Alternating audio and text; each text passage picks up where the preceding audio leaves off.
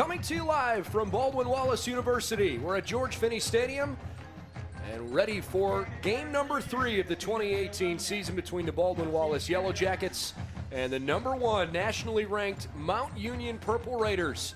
BW undefeated, as is Mount Union, as the second go-round in the OAC is underway here this afternoon. Beautiful Saturday afternoon for Saturday, September 15th, and we're really glad to have you on board. I'm Brendan Gulick alongside former OAC quarterback Ryan Cavanaugh. Ryan, a matchup today between a team that has been the measuring stick in Division III and a team that is trying to build toward that.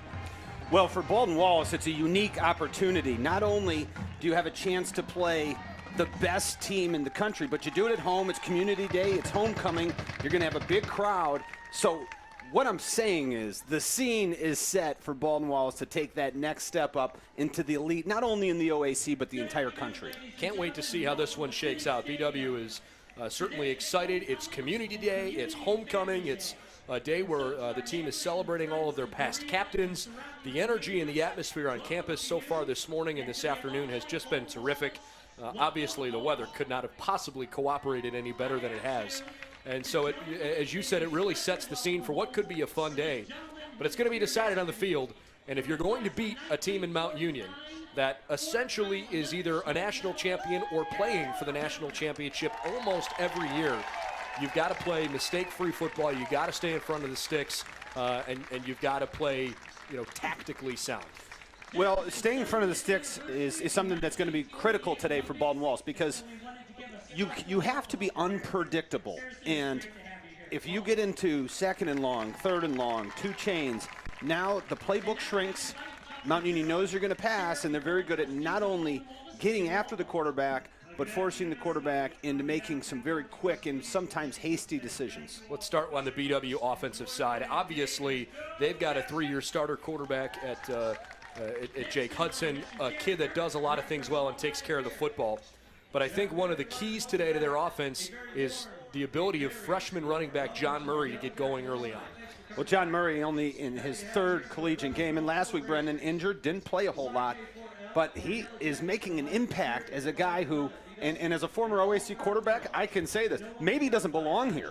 Maybe John Murray's a guy who belongs at a higher level. He's averaging 6.1 yards per carry, and he certainly doesn't look, and he doesn't play like a freshman, but thus far, through his entire athletic career, this afternoon, will be the biggest test for him. Yeah, this is the biggest stage he's been on for sure, and Murray is a bruising back. Hopefully he'll be at full force, ready to go. On the other side, there are lots of guys for Mount Union that you can look at defensively. Their defensive line is terrific. They've got some incredibly fast defensive backs. But let's focus in on linebacker Trey Williams, because he can do so many different things inside the box, outside the box too. Well, he is a guy who can cover in space, and he can get after the quarterback. So obviously he's a run stuffer. Led the team along with a couple other Purple Raiders in tackles in their first and only game with 7. But he can pressure the quarterback, and he's also, as I said, he can cover in space. So he adds the versatility that has somewhat become the calling card for the Purple Raider linebackers. Flip it over to the other side. When Mount Union has the football, for the first time since 2005, they bring back 2 different 1,000-yard rushers. But for as good as they are at establishing the run game, they go as senior quarterback D'Angelo Fulford does. Rather, junior quarterback. Yeah, well, he looks like a senior, and with his body of work through college, you could easily mistake him for a senior. But he's unique. He's unique in a lot of ways. He's 6'2", 220 pounds. He can run, he can pass, and he's very efficient. He takes care of the football. You're not going to see turnovers. You're not going to see a whole lot of mistakes with Fulford. So it will be critical for Baldwin Wallace to put pressure on him and also contain him. In their first game, he didn't get credit with the touchdown. He got knocked out at the 1-yard line, but it was a 65-yard scramble to set him up for an easy touchdown. So, getting after him is important, but keeping him there is just as important. Yeah, it's hard to keep him contained for sure. One of the guys whose responsibility that will be, defensive end Wesley Spence, who's coming off a nice start to the year. Well, the question right now for me is, can Spence keep this up? He's been stat stuffing, and he leads the Yellow Jackets in virtually every defensive category through 2 games, 3.5 tackles for loss, 2.5 sacks, 15 tackles. Now, Spence is going to have his work cut out for him because Mount Union is known for having bruisers up front, a very solid offensive line, but we'll see if Spence is up to accept that challenge. In the meantime, we had a chance to visit with head coach Jim Hilbert before the game, and here's our conversation with Coach Hilbert. Time for a pregame conversation with head coach Jim Hilbert as the Yellow Jackets get ready to host the #1 team in the country, the Mount Union Purple Raiders, and the defending national champions. Coach, it's kind of cool that you get a chance to play a team almost every year that is right there on the national stage because it gives you a bit of a measuring stick, an idea of, hey, what's it going to take for us to be among the best in the nation? With that in mind, how much does this team look forward to playing this game every year? Oh, what a great opportunity. First of all, we got off to a good start, going 2-0 in the first 2 games, which was one of our goals. And then be able to obviously come at our homecoming, community day, all wrapped in one day, to be able to play the #1 team in the country is a great opportunity for a football program and kind of see where we're at. And I know our guys are excited about playing. Like I said, I know some Mount Unions they're very well coached, have a lot of talent on both sides of the ball. And but like I said, our guys are excited about having the opportunity of playing them. Offensively, you guys have really gotten off to a nice start. I know there's probably a few things here and there you like to clean up, but in general, when you average essentially almost 50 points a game in the first couple games of the season, things certainly feel like they're moving in the direction you want them to. What are you most proud of here the first couple weeks with this offense? Like I said, first of all, I think for our offense, just being able to distribute the ball to all our playmakers and no one, they're not selfish. I think guys are being able, hey, if it's Rob Wolfington one game, it's Jordan Leverett another game. Guys, are not about me. It's about be able to make plays. And I think our guys have done a really good job distributing the football in both games. I thought this past game we need to do a better job of running the football, and I think we got off to a slow start offensively. I think that turnover kind of got us in a funk for a little bit. Then we kind of started getting back on track, and we sustained some long drives, which were I think key in our win. Half success. I think one drive was like 14 to 16 plays. And defensively, I was really happy with the way we improved. I thought the first game we had some glitches. We made some mental mistakes, and I thought we did a lot better job this past game. I was really happy to see our guys fly around and make some plays. And I know the first series when we turned the ball over and our defense held them to a field goal, I think our defense got into a kind of a good routine during the game. Kind of that really played well. They were 1 for 12 on third downs. Otterbein was, and we were 9 for 15. We need to keep on doing that, especially in this game, for us to win. You guys have stopped the run pretty well here in the first couple games, and I think that is going to be the biggest challenge this upcoming weekend.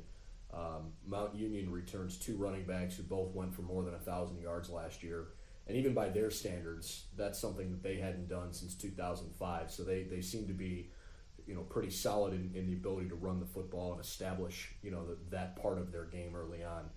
I have to imagine, but I wanted to ask anyways, the focus on stopping the run this week. Oh, we have to. I mean, it starts up front. Obviously, they have a really good offensive line, and they have 2 running backs that run very hard, and we have to stop the run. You have to force them to be able to be one-dimensional, and hopefully we can be able to do that. But we have to stop the run with our 2 really good running backs and also contain their quarterback. Their quarterback is a good player with the ball in his hands, running the football, and also keeping them in the pocket when they do throw the football. We got to do a lot better job than what we did last year of keeping them contained, making sure we wrap them up when we do have an opportunity maybe to sack them. And if we can do that, if we can stop the run and make them one-dimensional, I think then we have a good opportunity to be successful on Saturday.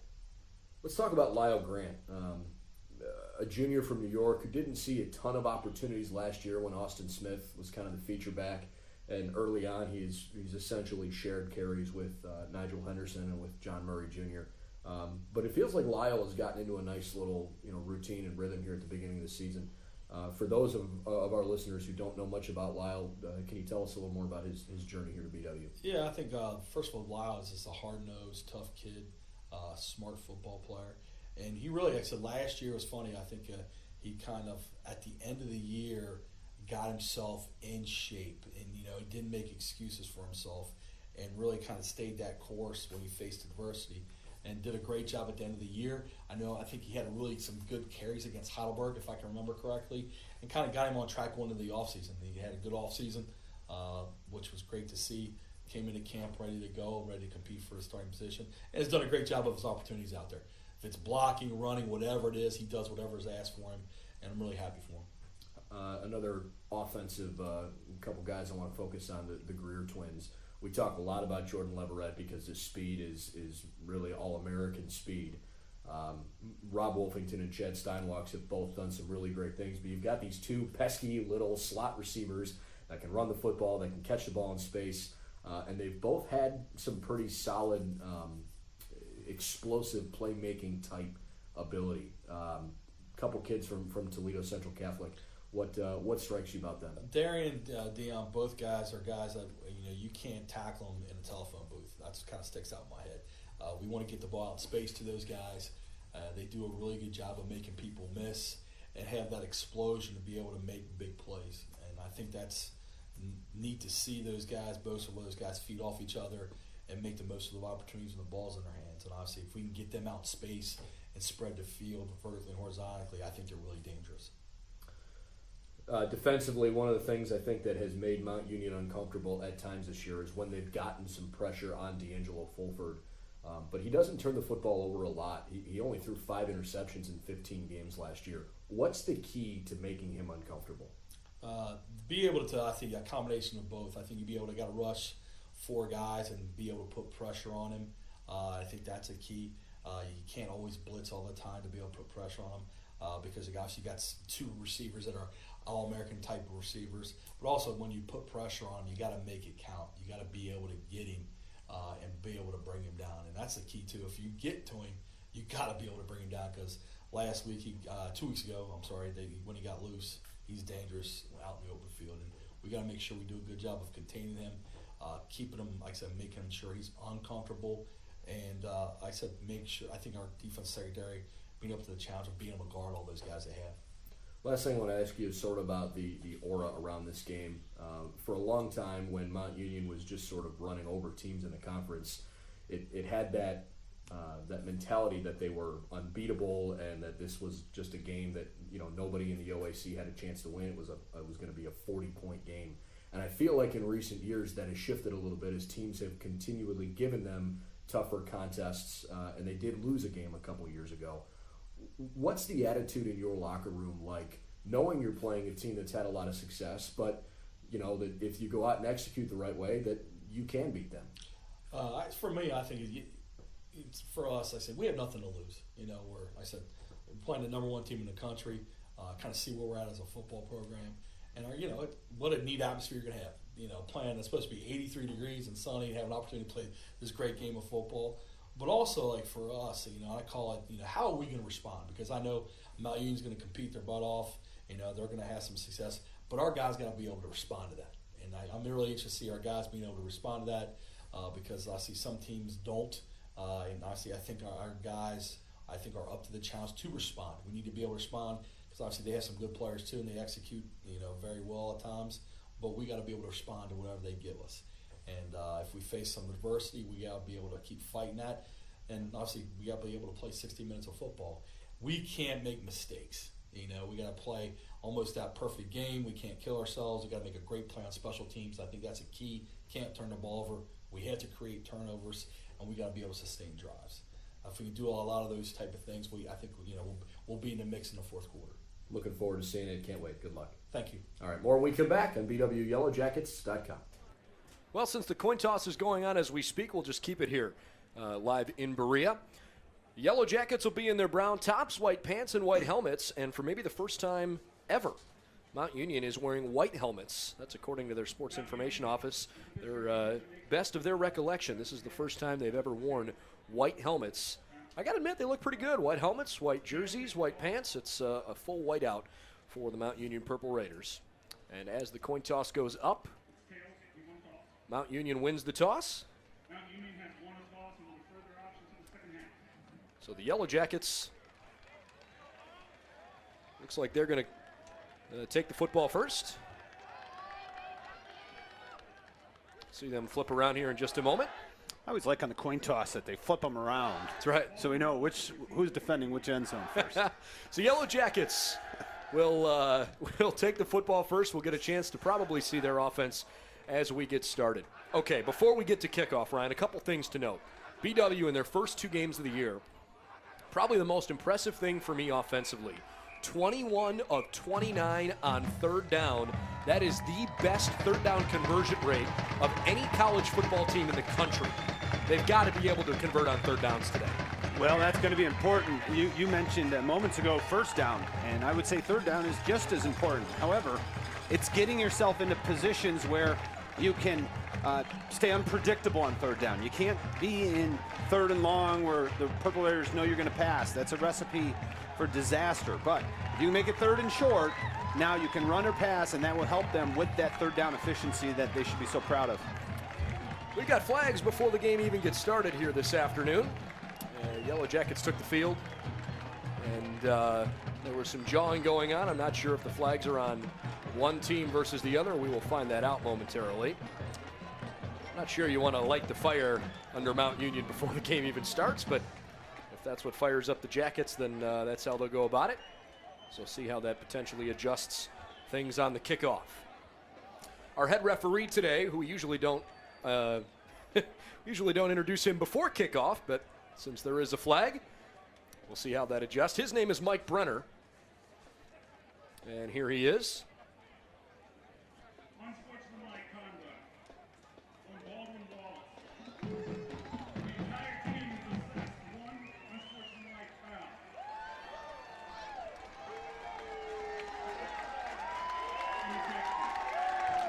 All right, so 1 unsportsmanlike foul on every player on the team. You only get 2, and then you're done. So the Yellow Jackets have put themselves in a precarious spot as they get ready. The rest of our officials today: Ben Schreiber is the umpire, Brett Carpenter the head linesman, line judge is Lee Burrell, Ryan Schwederman the field judge, back judge is Nick Gergosian, and Christian Durant the side judge. It is 85 degrees, partly cloudy, with a fairly reasonable breeze blowing from left to right, although it shouldn't impact things too much. Again, the Yellow Jackets lost the toss, so they will receive the opening kick, but the 15-yard penalty on the unsportsmanlike foul will move that kickoff up quite a bit. And Jordan Leverett, who may not have an opportunity to return many kicks today because of Mount Union's fairly solid special teams game. The kickoff's going to come here from midfield, and I understand the idea of trying to get a mental edge, but that's a silly foul at the beginning of the game. Well, 2 things. First of all, Jordan Leverett may not get too many opportunities to return it, also because of the stout defense. I mean, you got to score at this point to get another one. And second of all, the impact of that penalty goes much further than the new kick, the spot to kick off from. And I'll get on that in a second. It'll be Nigel Henderson from inside his 5-yard line, and he is promptly put on the turf. Mount Union special teams tackle by Nate Fissette. And here comes Jake Hudson and the offense, the starting offensive line from left to right. Senior left tackle Dalton Zanosco. Left guard today is senior DeJuan Bridges. Freshman center from St. Ignatius, Juvan Megardician. Patrick Simon moves over to right guard, sophomore from Olmsted Falls. He's the big man on the line, 6'2", 290. And Clayton Stanton, the 6'3", 250-pound senior right tackle. Yellow Jackets go into a wide receiver look with 4 options. Both Dion and Darian Greer in the slot on the right. Rob Wolfington wide right, Jordan Leverett wide left. Jake Hudson in the gun, and John Murray is the tailback. 1st and 10 from the 8. First play from scrimmage for BW. It's a handoff to John Murray, and he is creamed right over the middle. Tackle on the play for Mitch O'Hara, and Trey Williams there too. Will set the defense for Mount Union. Up front, they'll go Andrew Resch, Adam Pastor, and Ethan McComb. Linebackers, Danny Robinson, Mitch O'Hara, Trey Williams, and Nick Brish. And their defensive backs, Gabe Brown, Lou Berry, Austin White, and Trevor Cox. It's 2nd down and 9 after a gain of 1. Dion Greer, the pre-snap motion. Hudson's going to throw, 4-man rush, and he is smoked at the 1-yard line. Trey Williams coming flying through the middle of the line of scrimmage. Hudson was stopped at the 1, even though he fell backwards into the end zone. And so the Yellow Jackets have 3rd and a long way to go here. The best news for the Yellow Jacks is number 43, Trey Williams, is running off the field because they have not had an answer for the middle linebacker. You know, the first play, Brendan, they spread them out. They run up the middle, but nobody accounts for Trey Williams. And then the second play, passing, Trey Williams comes off a stunt from the defensive lineman, unabated at the quarterback, and Hudson had no chance to even throw the ball away. So it's 3rd and 17. They need the 18 for a first down.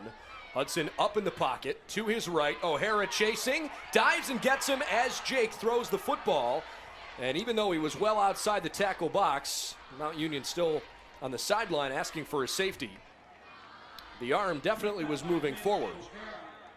There's no intentional grounding. The quarterback was outside of the pocket, and the ball made it to the line of scrimmage. 4th down.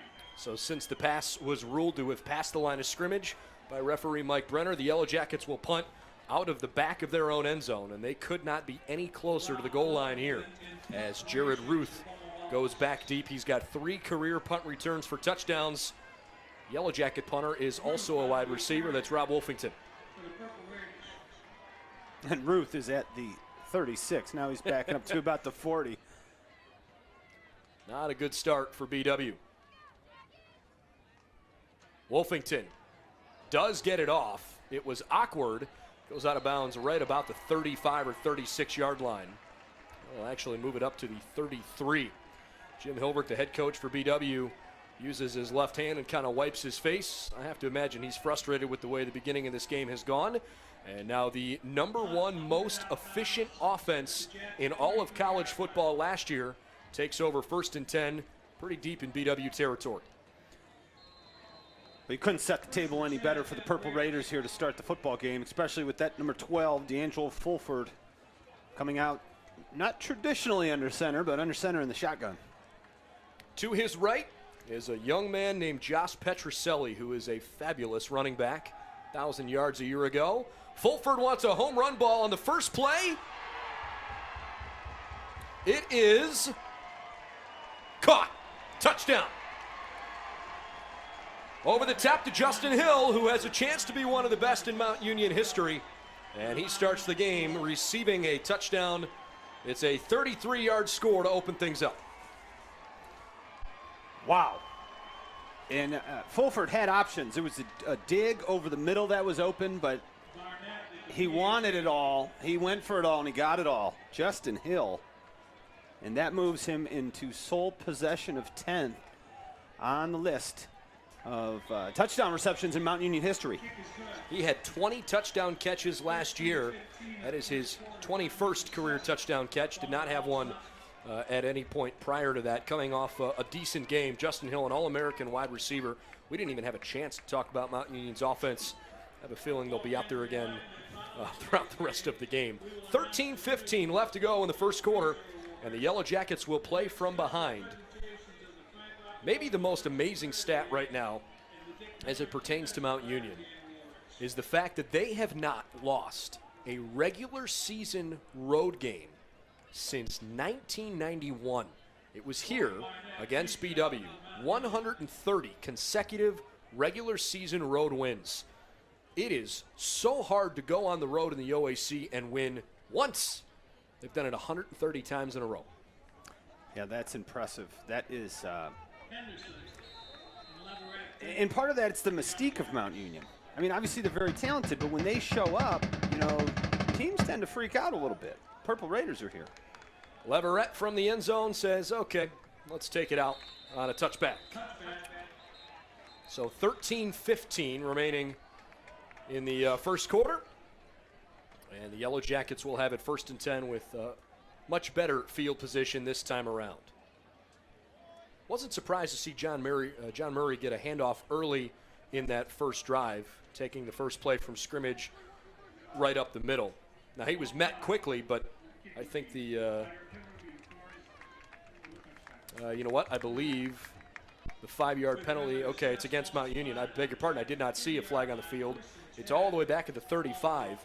There was an offside on the kick, so the Jackets get an additional 5 yards at the end of it. But again, I think trying to establish some kind of running game early on is going to be pretty important.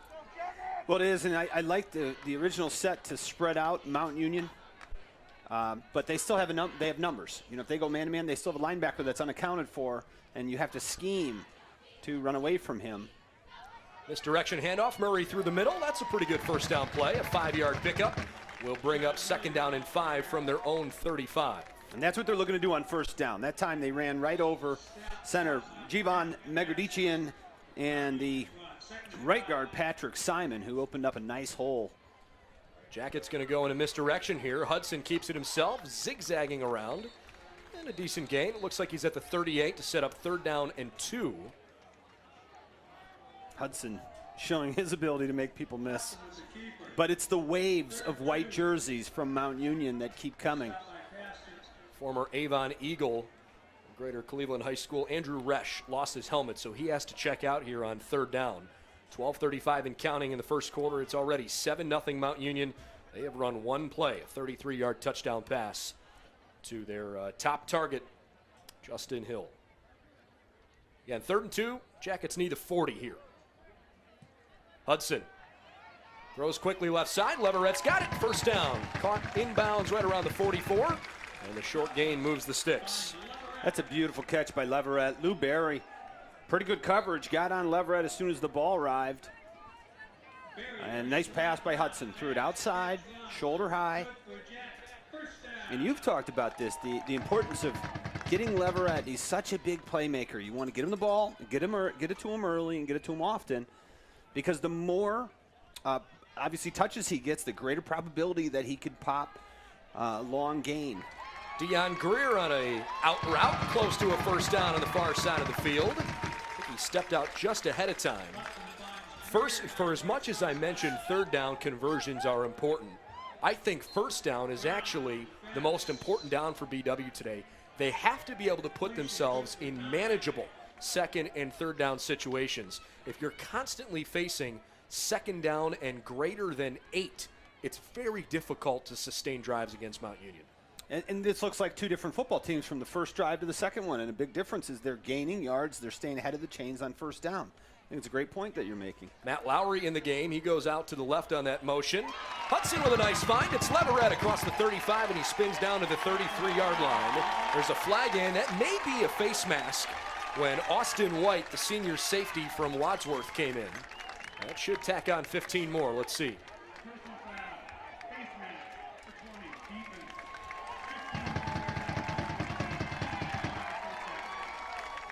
Austin White, not many 6'3" strong safeties running around at Division III. He is a darn good football player, but made a bad mistake there. And the Yellow Jackets are now inside the red zone for the first time today. Down 7-0, 11-14 left in the first quarter. And how about the week 1 game Austin White had? A sack, a tackle for loss, forced fumble, fumble recovery, and a defensive touchdown. That's a game to remember if you're a defensive player, especially a defensive back. See if the Jackets get creative here. Lowry in motion with Lyle Grant at running back. They're going to give it to him up the middle. And Lyle leans his way down to the 15. It's a gain of about 3 yards. 2nd down and 7 coming. Chad Steinwalk's checked in at wide receiver. He's had a pretty solid year so far as Murray comes back in. And the Yellow Jackets will also bring in their tight end, Pat Orsini. They had Mitchell Yale at tight end a little bit earlier. You might also see freshman tight end Michael Campbell at some points today. A converted offensive lineman who's looked pretty good so far. 2nd and 7. Hudson is in the pistol with Murray behind him. Against 3 linemen with their hands down in the grass. How about this little misdirection? Greer shimmies back in. He's got a path and he's in. Baldwin Wallace strikes on their 2nd drive. Touchdown Jackets. Brendan, there were 2 layers of misdirection, and they brought Greer in motion, tossed it to him. And look, when you're one of the Greer brothers and you're in open space, you're very difficult to bring down. Free safety Trevor Cox from Mount Union was in perfect position at about the 15-yard line. Never got a hand on Greer as he shimmy shook him, and then to the front pylon, Greer beats everyone. What a play. 2nd rushing touchdown of the year for Greer. And his 6th career trip to the end zone. Marshall on for the extra point. And he puts it through the uprights. 7-7 affair with 10:09 left in the first quarter. And look, I'm just trying to be realistic here. I think the Yellow Jackets put together a nice series. They moved the ball up the field well. But what sticks out in my mind as this game's going to go on is how things started. When you put yourself behind the 8 ball early against a team that good, you didn't spot Mount Union 7 points, but boy, it was 7-0 within 2 minutes at the start of the game. You can't afford to do that, and the Jackets are proving that they're capable of moving the ball up the field on them. Well, at this point, that play's forgotten. Right. Both of them. The first drive, the first play by Mount Union, they're out the window. If you're Baldwin Wallace and you look at the sideline, they're in a 7-7 football game. They get one stop, and it's as if that didn't happen. Your point's well taken. You can't afford to give, well, first of all, you can't give Mount Union short fields. You can't give them one-play drives for touchdowns. You can't punt the ball from your 1-yard line. But at this point, all that's forgiven because you just put together a 70-yard drive, all positive plays. Jake Hudson was on point throughout. My bigger concern, Brendan, is how many of those plays do they have? How many sweeps to Dion Greer, making people miss? Because they're going to need to pull out all the tricks today. Darian Littlejohn started inside his 5. He's got a lot of room to the outside, and he's pushed out right at midfield by the kickoff specialist, Riley Jones. So, another short field for Mount Union. 7-7 tie, 10:01 left in the first quarter. That last Yellow Jacket scoring drive, 8 plays, 75 yards. It took 3:06 to go up the field and tie the game up. So far, so good for Jake Hudson. He is 3 for 5, 31 yards. Greer, of course, the 15-yard touchdown. John Murray also has 2 touches for 11 yards. Here come the Purple Raiders offensively as we see D'Angelo Fulford standing in a shotgun all by himself. Petroselli motions into the backfield with 3 targets to the left. Boy, it looked like there might have been some early motion. Instead, they throw it out to a 5th-year senior, Jared Ruth, and he picks up 5 yards to make it 2nd down and 5. Jared Ruth hurt in the preseason in 2015 and did not play at all in the 2015 National Championship season. His first touch the year before as a freshman was a punt return that he brought back to the house against Marietta. And Ruth has continued to have a really nice career. Petroselli on 2nd down and 5. Wrapped up by Wesley Spence. Short gain of 2 sets up 3rd and 3. Wesley Spence continues his hot play. Petroselli hits the hole hard. And, they go 4 wides, opening it up, and you're going to need some more of that from Wesley Spence. Closing down on the gaps. Keep an eye out, though, now for Fulford to fake that to Petroselli once he sees the defensive ends like Spence crashing hard, and he'll pull and keep around the edge. Derek Harvey checks in wide to the right, along with senior captain Luke Harrington and Ruth. Petroselli is the tailback here. 3rd and 3. Fulford, quick slant, right through Harvey's hands, incomplete. And Mount Union faces a 4th down and 3 here. So early decision time for Vince Karras on their first 4th down that they'll face all game. Remember when they pinned the Yellow Jackets back to start the game, BW really struggled. So this might not be a bad decision for Mount Union to punt, even though they tend to go for it a lot more often than not. It's a long game. If I'm Vince Karras, I'm punting the football here. Well, first, I'm going off the hard count and seeing if I can get Baldwin Wallace to jump off sides, give me a free, fresh set of downs. But this is a long football game. If you're Mount Union, you're putting the chips on. Baldwin Wallace can't continue to drive the football like they did on us. Adam Snyder punting, actually pretty arguably the best punter in Mount Union football history. And he puts one down very nicely inside the 5-yard line. 4th straight season punting for him. He averages a school record 37.3 yards per punt. So for a team that's known for their gaudy offensive numbers, it really helps when you can flip field position. And now the Jackets have to face a drive here where they'd have to go 96 yards to put it in the house. And see, I always think punter stats should be split up into 2 categories, and that is short field punts and full field punts. Because right there, he didn't let it rip. Sure. He's trying to coffin corner it. That would be a short field punt. And then with that stat, it's how many times it's a touchback versus not a touchback. Okay. So then you could have an actual average of punt, and then you have how consistent, how good are you at your short game. It's a little bit like golf. Hudson's going to start with a hard count. Line of scrimmage is the 4. Murray finds a hole, gives the Jackets a little bit of breathing room here. Up to the 10-yard line. It's a pickup of 5 full yards, 2nd and 5 coming. Another good first down play. Absolutely. And that's what they want to do. You're ahead of the chains, and the playbook opens up. The other thing that they need to do, they got to get out of their own end zone. I always say the 2 red zones, whether you're coming out or you're going in, your playbook is shrinking. Absolutely. My favorite matchup of the day is on the bottom of your screen right now. Number 19 for BW, Jordan Leverett, and number 33, Lou Berry for Mount Union. 2 of the fastest sprinters in the country. And we get a false start on BW that negates the yardage that they just had. It's on the center, Javon Megardician. Anyways, Jordan Leverett, the school record holder and an All-American in the 200 and the 400. Lou Berry, an All-American in the 100. Those 2 guys, when they get in open space, it could be really fun to see how maybe they try to create some space off of each other. Well, so far it's 1-0 in favor of Leverett on the out route, but that's the coverage of Lou Berry was very good. 2nd down and 9 for Hudson. Just a 3-man rush. The throw comes near side to Dion Greer, and he has a first down across the 15, and he is gang wrapped up and pushed out of bounds. Nice solid tackle there by Mount Union cornerback Trevor Cox. Jackets get out of the end zone there. And the Greer twins, prior to this game in the week leading up, Brendan, we were talking about it, and I had a chance to cover the Greers when they were in a state championship game, coming from Toledo Central Catholic.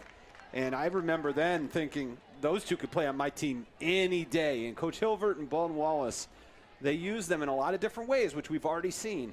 But the number one way to use them is to get them in open space because they're so elusive and difficult to tackle. Different kind of package here. 2 tight ends. Hudson's pass at the line of scrimmage is thrown right into Trey Williams' belly. And as he leapt up in the air to block the pass, he was not able to come down with it because he almost jumped over the football. It sets up 2nd down and 10. And you're starting to see a little bit as to why Trey Williams was a guy that we featured before the game. He's all over the backfield. He leaves the game now as they bring in their nickel package on 2nd and long. But Trey Williams, he's made a serious impact already for the Purple Raiders defensively. Ty Gallo checks in at the left slot. Haven't seen him too many times offensively this season. He gets moving here. Gallo. Boy, the pocket got collapsed quickly. Leverett comes back to the football. And they're going to rule him out of bounds. Incomplete. Jake Hudson got hit as he threw the ball. That pocket disintegrated. There is a flag down in the backfield. It took a second for me to see that. There were some bodies in the way. Let's see the call. Jackets are backing up.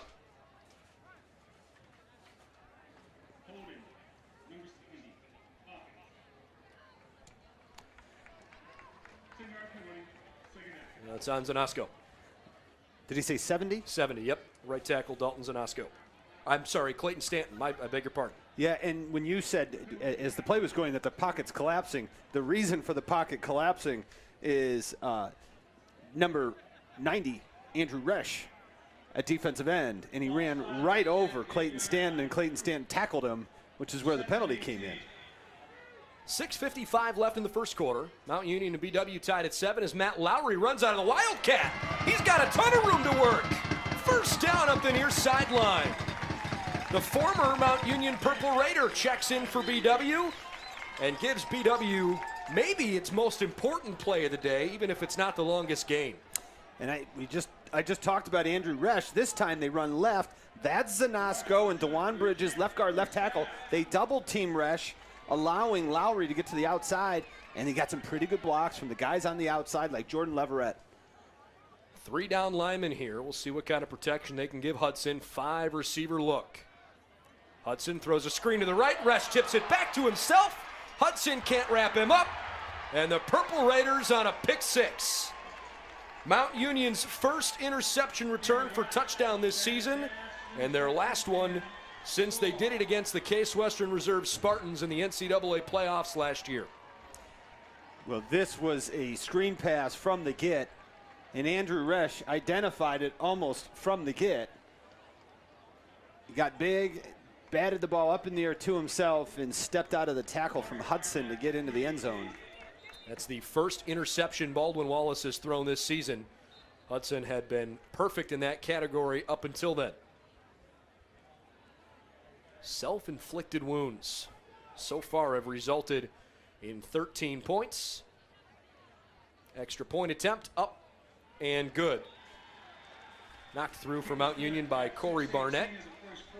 Alex Carmody, the long snapper for the Purple Raiders. Adam Snyder, the punter, also does the holding duties. So, Mount Union puts 7 more on the board, and the Jackets will have to go back to work here offensively. Well, silver lining, good news for Baldwin Wallace is that they got that defensive stop, and then they're moving the football again. You know, they were moving the football. As a quarterback, when, you know, in that sort of situation, you throw it at the feet of Andrew Resch. You know, you can't throw it up into a big-bodied guy who is, I mean, as a screen is designed, of course he's going to come free. And perhaps the offensive line didn't hit him enough to sell it enough because Andrew Resch read that like a book. That being said, as a quarterback, when you see him in your face, you cannot force it. And I think Hudson did a little bit of that, trying to force the play instead of throwing it away and living to see another day. 6:18 left in the first quarter. It's Mount Union 14, BW 7. Jackets received the opening kick. They had to punt from the back of their own end zone, gave up a touchdown on the first play thereafter, then drove 75 yards up the field and scored. Held Mount Union to a punt, but an interception returned for a touchdown puts the Purple Raiders back out front.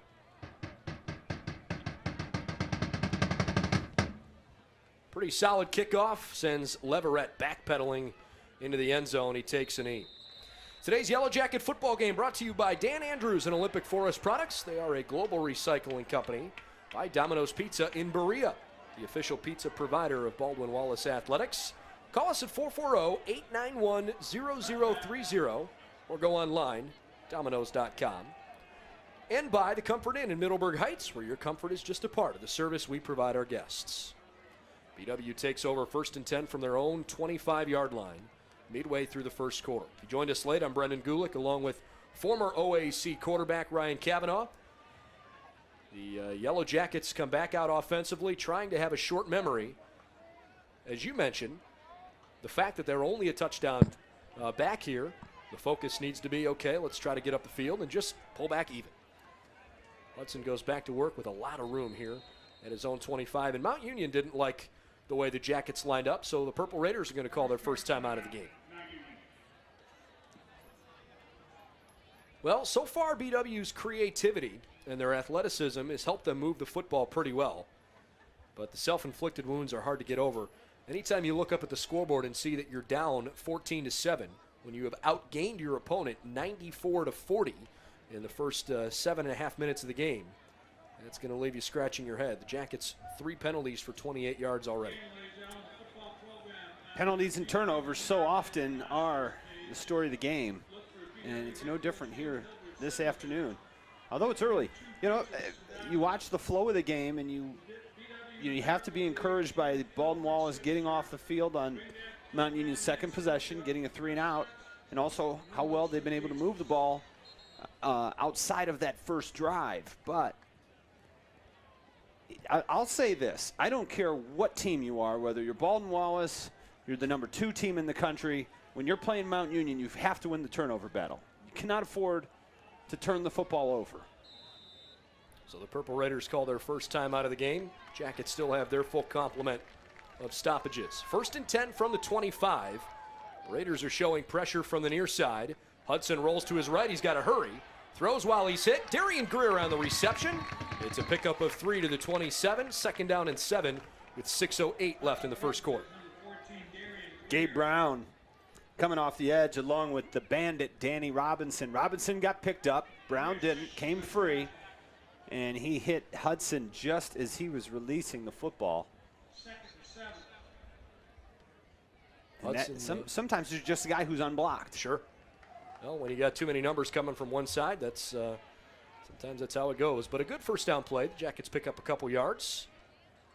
Pat Orsini, the tight end, with the pre-snap motion. Hudson fakes the handoff. Throws a wobbler to the near side, and it is ripped out of the air and dropped by the cornerback, All-American Gabe Brown. Chad Steinwalks, who was a 3-time All-Conference lacrosse player, may have helped rip that away from Brown. Kind of playing defensive back of his own. It's now 3rd and 7.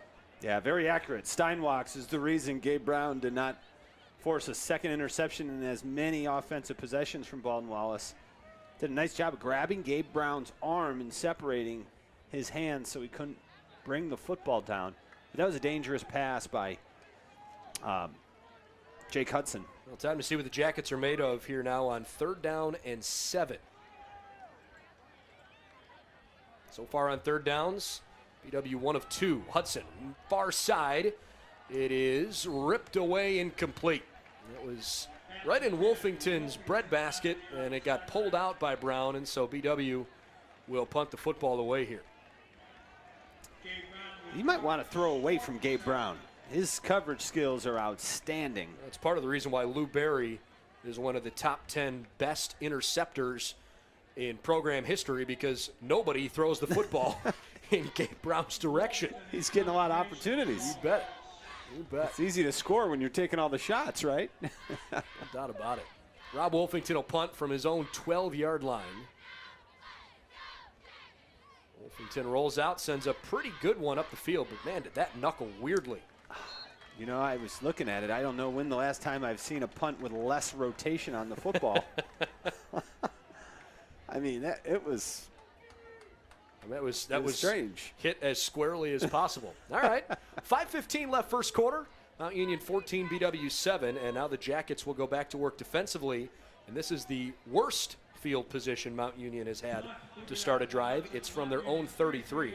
By the way, I didn't mention it earlier, and I should have.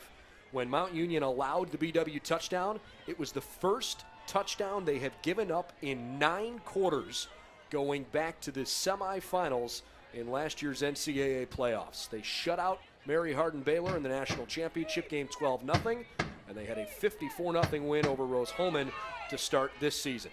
On 1st and 10, Justin Hill quickly gets involved, picking on Ty Fields, a gain of 13 and a first down. Right now, as I watch the routes being run and the coverage by Baldwin Wallace, D'Angelo Fulford has all types of receivers open downfield. And he's got all type of time to find them as well. There's been virtually no pressure on Fulford through the 6 or 7 passes he's thrown thus far. Running back is now Jawanza Evans-Morris. First 2 plays we've seen him all game. There's a long completion down the field and a touchdown to Jared Ruth. I was looking at the flag in the backfield for Wesley Spence, drilling D'Angelo Fulford after the play. It'll be a 15-yard roughing the passer that they'll probably assess after the fact on the kickoff. But a very long 54-yard touchdown pass, and the Purple Raiders are striking quickly.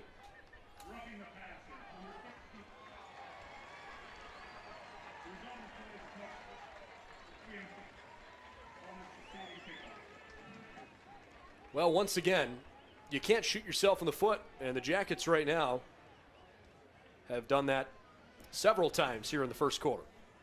Well, that was, speaking of shooting, that was a cannon shot from the arm of Fulford to Jared Ruth. He got some zip on that ball. Fulford is an impressive quarterback, no doubt. Extra point for Mount Union. Corey Barnett slots it through, up and good. He is now, let's do the math, 9 of 10 for extra points on the season, and Mount Union leads Baldwin Wallace 21-7 with 4:40 left in the first quarter.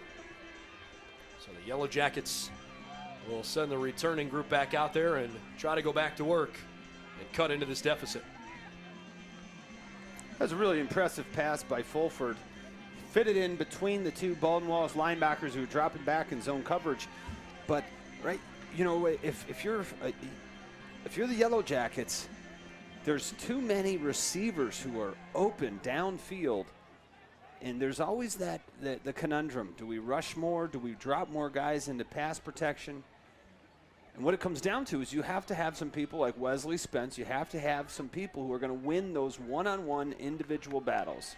And that's from a pass rushing perspective. But also, are there defensive backs who can lock up some of these receivers, who can take Ruth, Hill, Harrington, some of the Mount Union receivers out of the game in man-to-man coverage? Then you can either play blended coverages where there's zone on one side, man on the other, or play man across. But it will give you an opportunity to put more people up at the line of scrimmage to try to pressure D'Angelo Fulford. Mount Union kicked that off. That was Max Rigetti. And he kind of checked up a kick and gives BW decent field possession, different field position, I should say.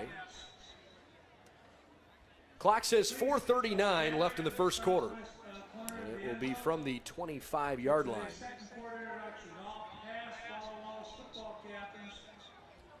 Ty Gallo wide right, along with both Greer twins, and Chad Steinwalks out wide left. John Murray Jr., the tailback. Jackets down by 14. Murray Jr. hasn't gotten the ball. Here he is. Well, he got out of one tackle, but Danny Robinson there to wrap him up. It's a positive gain, although Murray didn't actually go down to the ground. A gain of, they'll call it 2 yards after the stalemate with Robinson. Second down and 8. Jackets need to try to keep their defense off the field here for a little bit. That's one thing they've been really good at first couple weeks. Again, I realize the quality of competition compared to Mount Union probably isn't fair, but BW had an average of more than 38 minutes time of possession in their first 2 games of the season. That is incredible how long their defense stayed off the field. Leverett on the out route, slips out of a tackle, he's off to the races. Nobody's gonna catch that All-American sprinter. Touchdown, Jackets!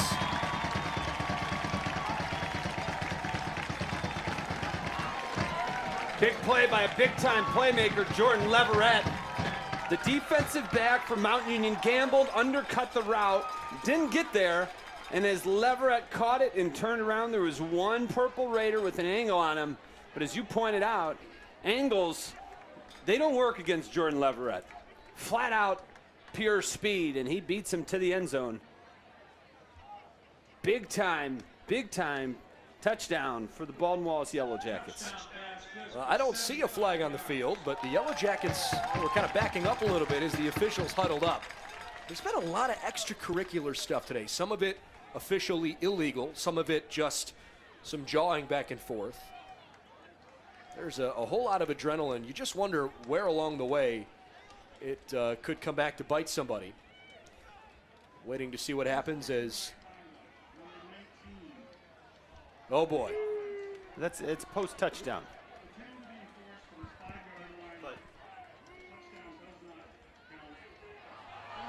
They have waved off the touchdown, and on top of that, Jordan Leverett has been disqualified because that is his second unsportsmanlike conduct penalty of the game.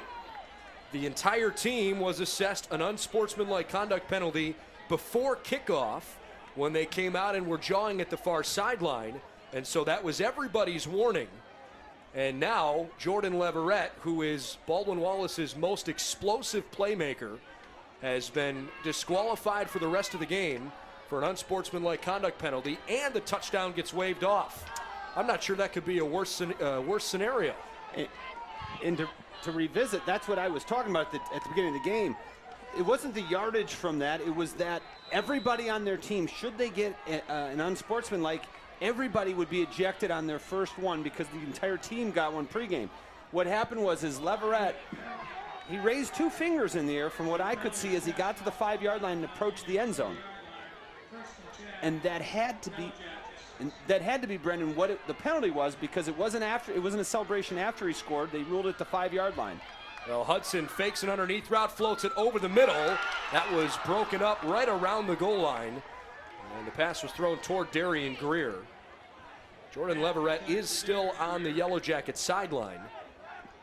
I'm not sure if he is allowed to stay in the premises or not, but either way, he is still at least on the sideline. It's second down and 10. This has been, for the fact that BW is still in this game, this has been a nightmare of a first quarter. BW sends a new wide receiver in Leverett's place. It's Schneider Boucard.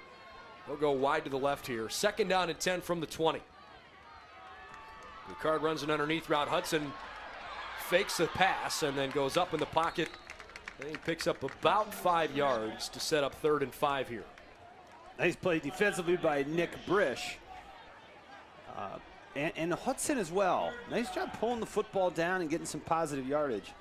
Right now, I would say this Yellow Jacket team is a little bit shook. Now, their emotions have gotten the best of them today, without a doubt. And it's disappointing because, in my opinion, I think BW is talented enough to compete with a team like Mount Union. But when you don't play within yourself, when you let your emotions take over, you're never going to beat a team like that because Mount Union's way too disciplined. Matt Lowry trying to go to the left-hand side, and it's down to the 12-yard line. It'll set up 4th down and 2. The fact of the matter is, though, it is still very early in the game, and Jordan Leverett is not the only playmaker BW has. There are still lots of other options as the Jackets look like they're going to leave the offense out on the field here. They need to try to pick up 2 yards on this 4th down play, and Matt Lowry will stay in the game as the quarterback. Wolfington and Steinwalks to the right. Will Vance, who is occasionally a quarterback, and Dion Greer wide to the left. Mount Union stacks the box with 7 guys. Oh, there's all kinds of movement.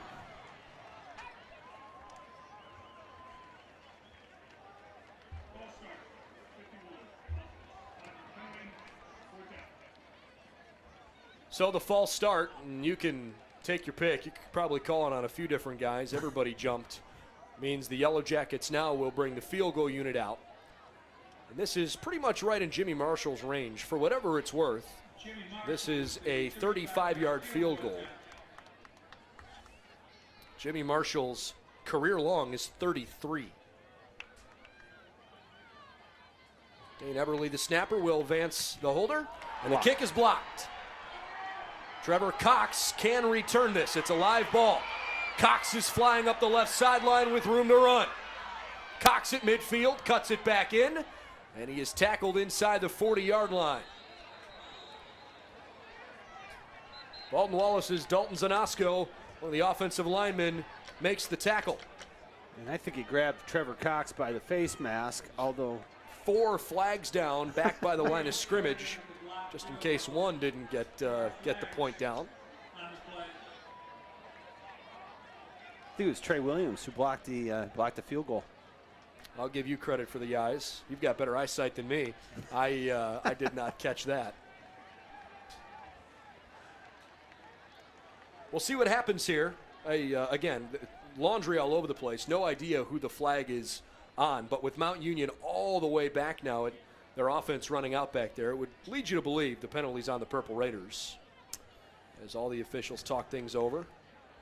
The only thing we've had more of this afternoon than points is meetings by the officials. Probably right.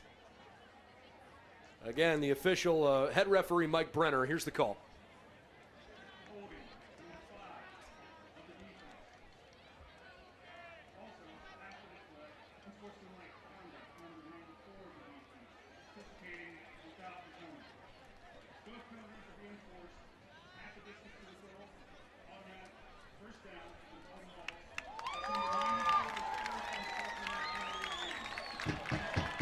So defensive holding on the blocked kick means the Yellow Jacket offense comes back out and they have an automatic 1st down. It's also an unsportsmanlike foul on Ian Meacham for Mount Union, so keep that in mind. If he picks up another, he'd be in trouble. At least that's how I understood it, because the referee said 1st down Baldwin Wallace, unless maybe he got tongue-tied. There's guys of all different places out on the field right now. It's mostly defensive guys out there for the Jackets. They're trying to get this all straightened out. And the offensive line for Mount Union's out there. Once again, all past football captains of Baldwin Wallace football, please gather in the south. The defensive holding, if I'm not mistaken, is an automatic 1st down for the offense, correct? Yes, unless he misspoke and it was after on the return.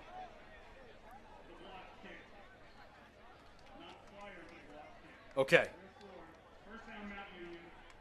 So it'll be 1st down Purple Raiders. They have made a correction on the field in case you can't hear it with our PA system. The holding on Mount Union happened after the kick, not before the kick. So that means it's a big deal. That's Mount Union ball instead of BW ball. And the Purple Raiders will have it 1st and 10 from inside their own 5. It's somewhere between the 2 and 3 yard line. So precarious field position for the Purple Raiders. But again, the unsportsmanlike conduct foul against Ian Meacham is still part of the equation here. 21-7, 1:37 left, and yes, we are still in the first quarter, 42 minutes after kickoff. Fulford hands to Jawanza Evans-Morris. He got to the outside, tiptoes up the sideline, and he's out across the 15. First down. Excellent job by that left side of the offensive line from Mount Union. Stephen Sumner, Johnny Todd. And then again, blocking on the outside. You know, wide receivers catching the football, getting open on routes, that's great. But when they block and they extend runs, that's what the wide receiver coaches really enjoy watching in the film room the next day. 1st and 10, Fulford. Lots of time he can move to. Andrew Groves comes over to him. Fulford down into a slide. Josh Liberati credited with the tackle. Short gain, they'll call it 3 yards, 2nd and 7 coming. The Yellow Jackets are having some serious difficulties getting past the offensive line and putting pressure on Fulford. And right there, like a line change, they bring 3 new defensive linemen in. 2nd down and 7. Raiders send 3 out wide to the left here. This has been anything but a clear-cut, clean game so far. Fulford feeling some pressure. Lots of Jackets. Oh. Fumble on the field, and Wesley Spence comes up with it. Straight butterfingers for Fulford. It just slipped right out of his hand. And Fulford is arguing his case to the side judge that it was a forward pass. But as his hand came up to throw, the football went straight into the air, took a Yellow Jacket bounce, turnover chain around the neck of Wesley Spence, and he continues to stuff stats.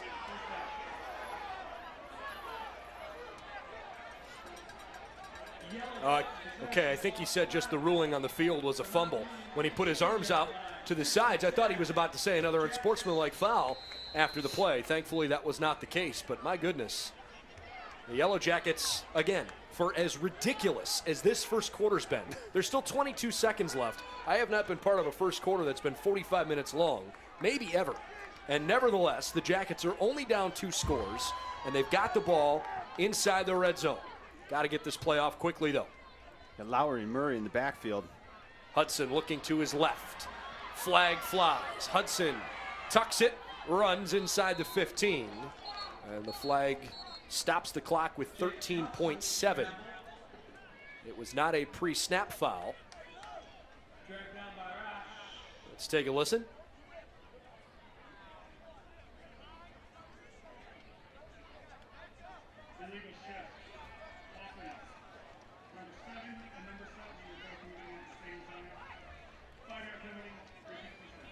All right, so Matt Lowry, who was the pre-snap motion and the right tackle for Baldwin Wallace, Clayton Stanton, both moved at the same time.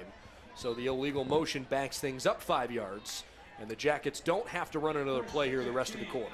This may be a silly question, but if the right tackle, and they said two men in motion at the same time, if the right tackle moves at all, yep, isn't that a penalty? Yep. Okay. Okay.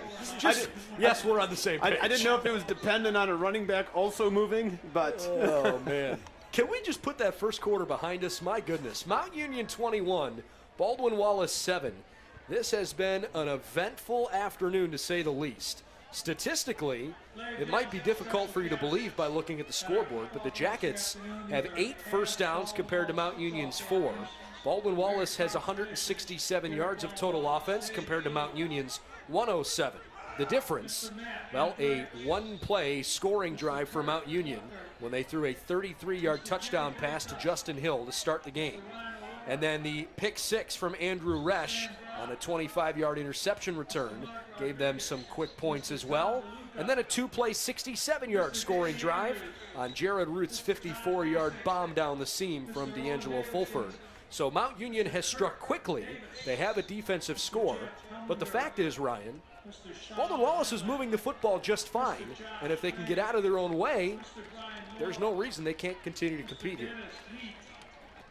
You know, you can't change what's happened, and you can't, you know, what ifs don't actually count. But what if Jordan Leverett doesn't put his hand up in celebration as he enters the end zone, and that isn't taken off the board? And you've got a pick six, and you've got an extremely short field, and then a touchdown pass on Mount Union's first possession. The score is 21-7. In reality, it's a closer game than that. I mean, Baldwin Wallace is not getting blown out by Mount Union. That's the story of the first quarter. Well, that's the second story of the first quarter. The first quarter, the real story is that was the craziest 15 minutes of football I've seen in a long time. 7 total penalties for 71 yards, and it felt like a whole lot more than that. And unofficially, 35 meetings between the officials to try and Plus sort or things minus out. only a couple. I think that's probably a pretty solid estimate. Well, I wasn't keeping track exactly, but We'll go with it. I'm cool with that number. Yeah. Hey, you know what? It's their job to get the calls right, and while there have been a bunch of meetings, I don't want that to come across critical. I think the game has been well officiated, and they are certainly aware of the adrenaline rushing on both sides today. This has been an emotional football game for sure. It's first down and 15 as John Murray Jr. runs up the gut. He is still on his feet. Inside the 15, John Murray Jr. with a nice gain. It's a pickup of about 8 yards to set up 2nd and 7. He was your X factor, my man, and so far so good for John Murray Jr. Well, that was a man's run right there.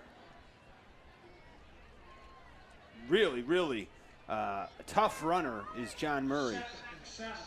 What a run, and a good-looking 6'1", 195-pound freshman. Good-looking athlete. Jackets put a lot of guys near the line of scrimmage. 2 tight end formation. Murray takes another handoff. Mount Union reads him cutting back. Still a good gain, though. They'll pick up half of the 7 yards they need. And sets up a long 3rd and 3. Very patient run from Murray Jr. John Murray Jr. out of Withrow High School. 9 carries for just 21 yards last week. He had 12 carries for 99 yards in the first half of his first career collegiate game against Alma a couple weeks ago. They'll call it officially 3rd and 4. Hudson rolls to his right. Looks back to his left. The defense stays home pretty well. Lots of time for Jake, but he needs to find an open man. Long play developing. Great crackback block. Throw across the field. Murray almost caught it. Dropped it inside the 10-yard line. That was a lot of running by Jake Hudson, and he gave Murray a chance. And we've got an injured Purple Raider down. I believe that was Lou Berry in coverage. Able to hit Murray Jr. and dislodge the football. Murray Jr. already with 2 catches for 15 yards in this in the season thus far. In limited action, really. Not even sure it's 5 full quarters, 6 full quarters now. That was a nasty crackback block on Ethan McComb. It was not an illegal block, but it was definitely a tough hit. And Ethan McComb, who you could make an argument is Mount Union's best defensive lineman. Slow to get up. Good to see him walking off under his own power. You don't want to see anybody get hurt, but he just took a full-on, big-time block. Not totally blindsided, but I don't want to say that he necessarily felt it coming either. The reality is BW has a 4th down and 4, and after having a blocked field goal early on and trailing 21-7 here, the offense comes back out with 3 receivers and 2 running backs. Both Murray and Grant stand on either side of Jake Hudson. Gallo Steinwalks and Darian Greer are the wide receivers. Hudson looks around, throws to his right. He's got Gallo open on a 4th down. Touchdown, Jackets! Beautiful pass by Jake Hudson. It's just a scissor route. As Darian Greer goes to the flag, Gallo cuts underneath him on a deep slant, a deep post, and Hudson hits him just as he's crossing the goal line. Beautiful pass by Jake Hudson. and great protection. That was easily the most time Jake has had to throw while standing in the pocket all game long. Really well-designed play. Extra point for Jimmy Marshall. Right through the uprights and good. 21-14, early second quarter. Mount Union's touchdowns have come on a one-play and two-play drive and on a pick six. So the Yellow Jackets have had trouble at times stopping them. They forced a couple of punts as well. But the fact of the matter is, BW is still very much a part of this game early in the second quarter. Having fun yet? It's a great game. It's a great football game. Having a ton of fun. Here's the thing, Brendan, you pointed out, and you can't just say 10 points were taken off the board because Mount Union had something to do with it. But you have a blocked field goal, and then Mountain has bad field position. Well, Leverett's touchdown was entirely taken off the board because of the unsportsmanlike foul. Sure, and those were on the same possession. So you can't say they've lost 10 points because it was the same possession, but still 7. We're looking at a tie football game. I meant more so, obviously, Leverett. That's enforcement of the celebration rule. He just happened to do it prior to getting into the end zone. Darian Littlejohn, Derek Harvey back deep to return Riley Jones's line drive kick, which was actually tipped on the way to Littlejohn from his 10. Jackets can't wrap him up yet, and he dives over the 25-yard line.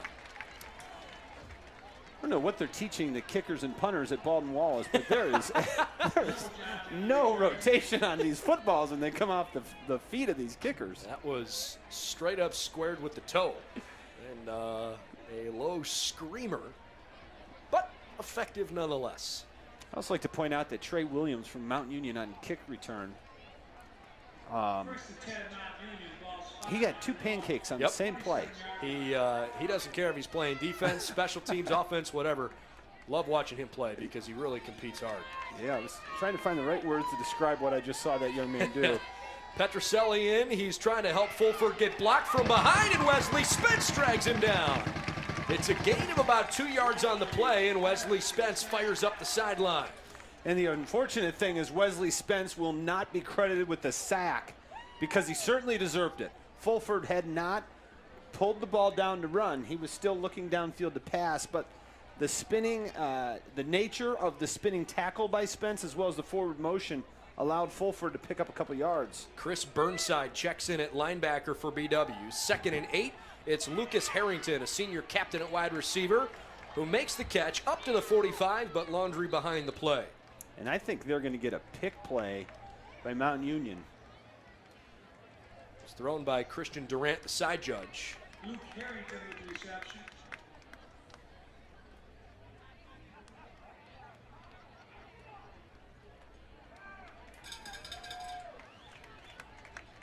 Pass interference. Number 7, offense.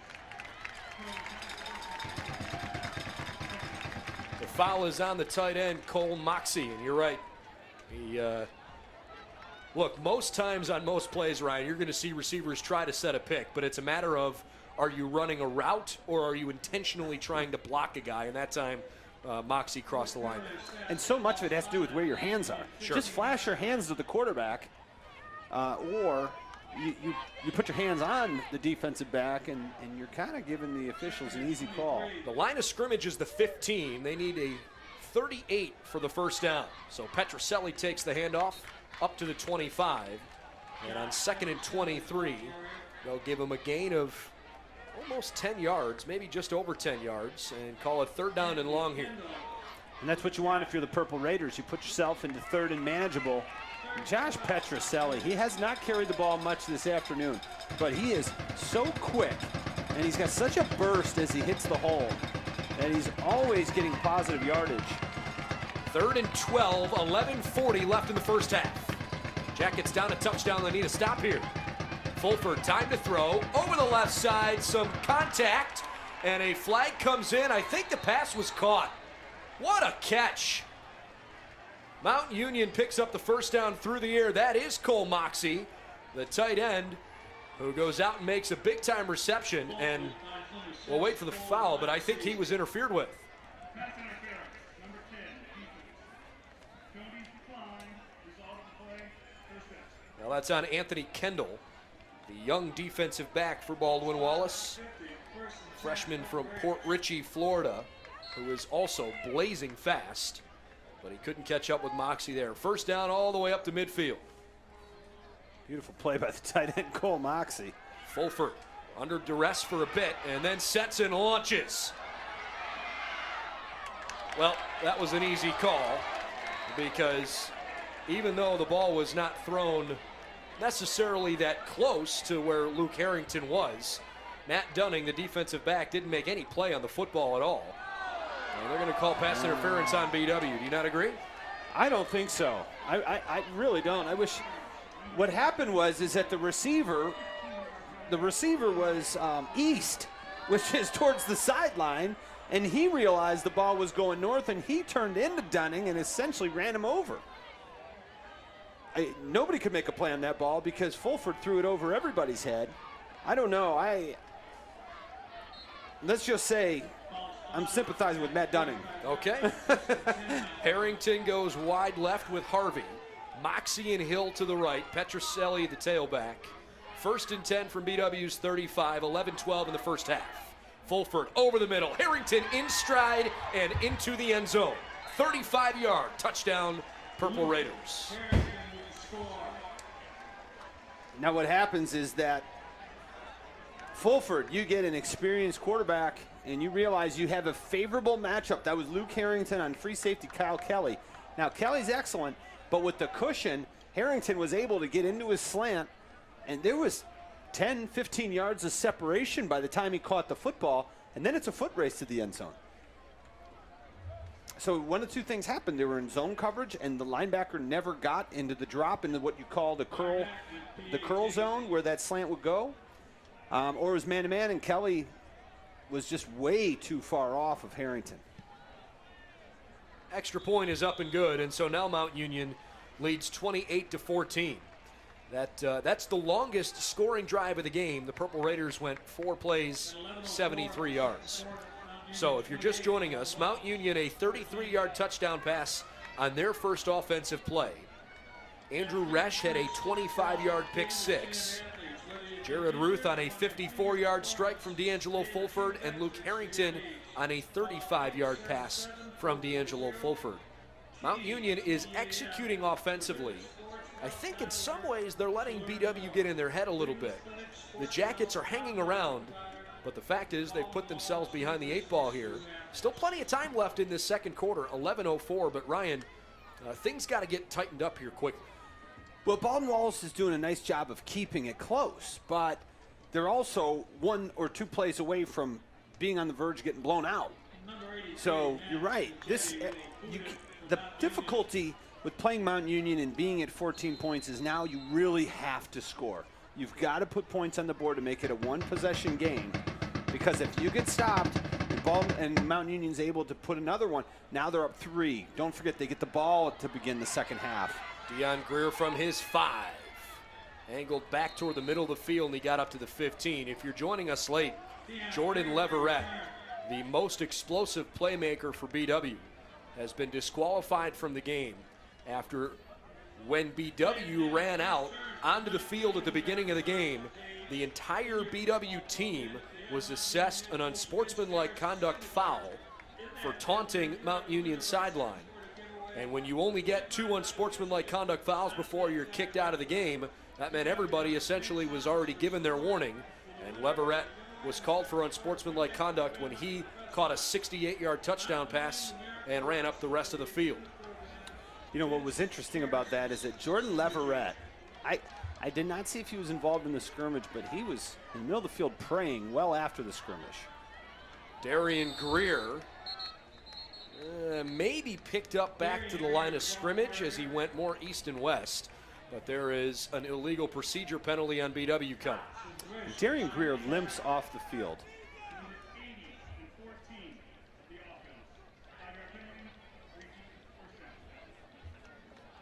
Darian Greer now on the near sideline, Baldwin Wallace sideline with his helmet off and limping. It was an awkward tackle. Nick Brish, the linebacker, ended up on top of him almost across Greer's shoulders, and he got hit again, and it bent him over. And to me, that Yeah, it did look a little weird. it's either a hamstring or a back, but I'm not speculating what the injury is. I'm saying if either of those were problems, it's understandable because of the way he went down. Hopefully he's okay. 1st and 15 after the penalty. Hudson on a design keeper, angling back toward the middle. That's a pretty good pickup. He is up toward the 23-yard line. A gain of more than 10 yards sets up what I think is going to be 2nd down and 4 here. 10-15 and counting in the second quarter. And the Jackets trail Mount Union 28-14. Jake Hudson has really impressed me with his running.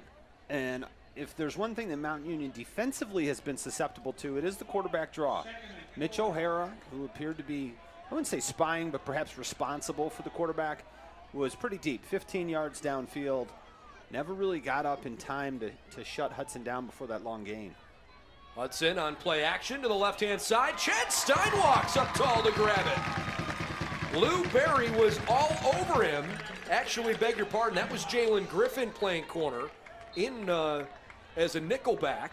And Chad Steinwalks, who's got great hands, goes up tall and pulls it in. 1st down, Jackets. You can see why he's the leader in receptions. Ooh, they got one there. Yep, That's a free play.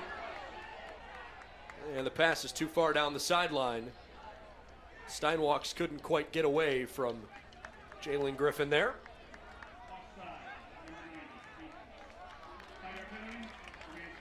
All right, so it's 1st and 5, but I like the decision and the awareness from Hudson to take a shot.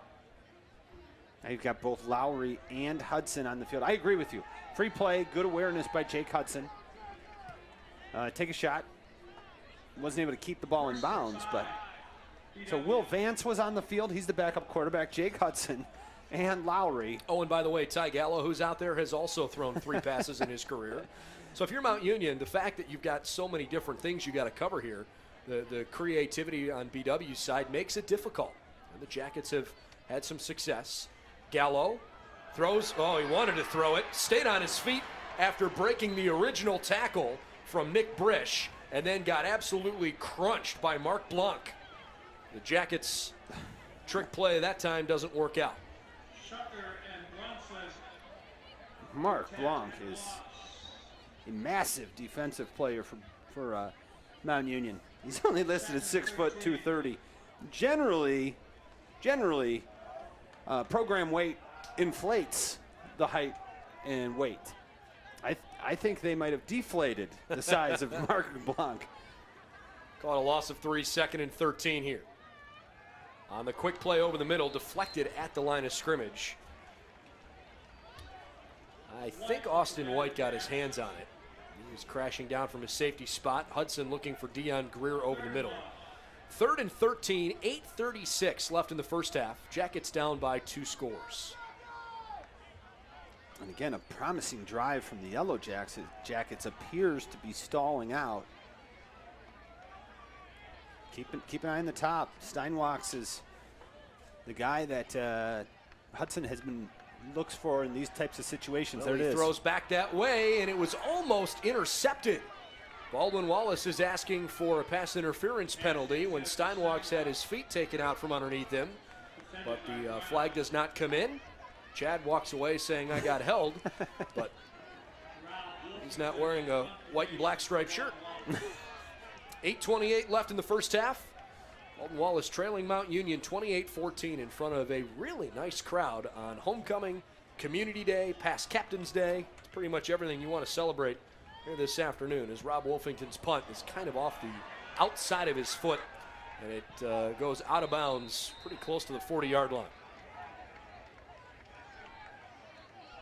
You know, sometimes they run these rugby style punts, and the punter has an option of running it, and they kind of lose track of what the real task at hand is, which is to punt the ball and flip the field.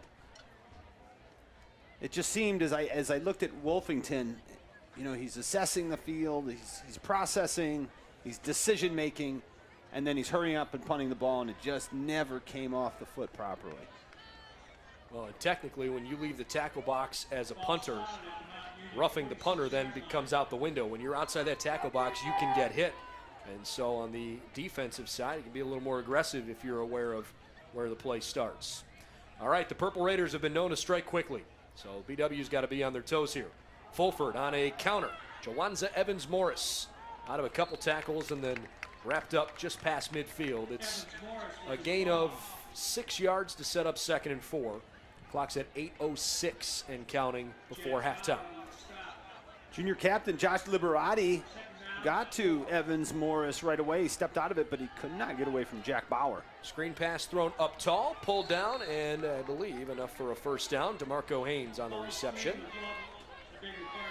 Liberati again showing a little sideline to sideline ability from the linebacker position. So it's 1st and 10 Purple Raiders. 7:45 left in the second quarter. If you tune in late alongside Ryan Cavanaugh, I'm Brendan Gulick. Mount Union has come on the road. Has not been an easy first half for the #1 team in the nation, but the Yellow Jackets right now down by 2 touchdowns. Fulford has thrown a couple long touchdown passes already. Airing out another one. Justin Hill over the top of Jordan Johnson. How did he hang on to that? 1st and goal from the 1. It is a good catch. And Jordan Johnson actually ended up with the football. Those two were wrestling, and he's pleading his case with the official in the end zone, but they had long since ruled tie goes to the receiver, and now they're coming back. There's a flag down. There's a flag down at the 49-yard line of Mount Union. It's holding on the left guard, Johnny Todd, a junior out of Glen Oak High School in Canton. And that negates a big play. Can we just go back to the fact that Justin Hill caught the ball while leapfrogging the defensive back?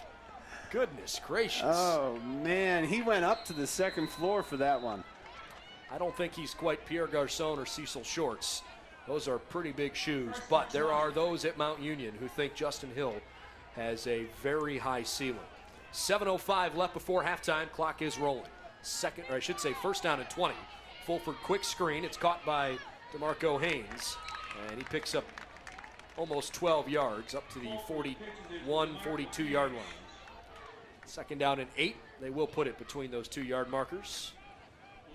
That was an excellent job by DeMarco Haynes to catch that football right out of the. It was just a 5-yard hitch from the inside position, and the ball was on him. It was a little bit high, and he brought it in. Excellent play by Haynes. 2nd and 8, 6:30 and counting. Fulford taking a little time off here. Jawanza Evans-Morris. 1st down and more inside the 30. It's a gain of 13 to the 28.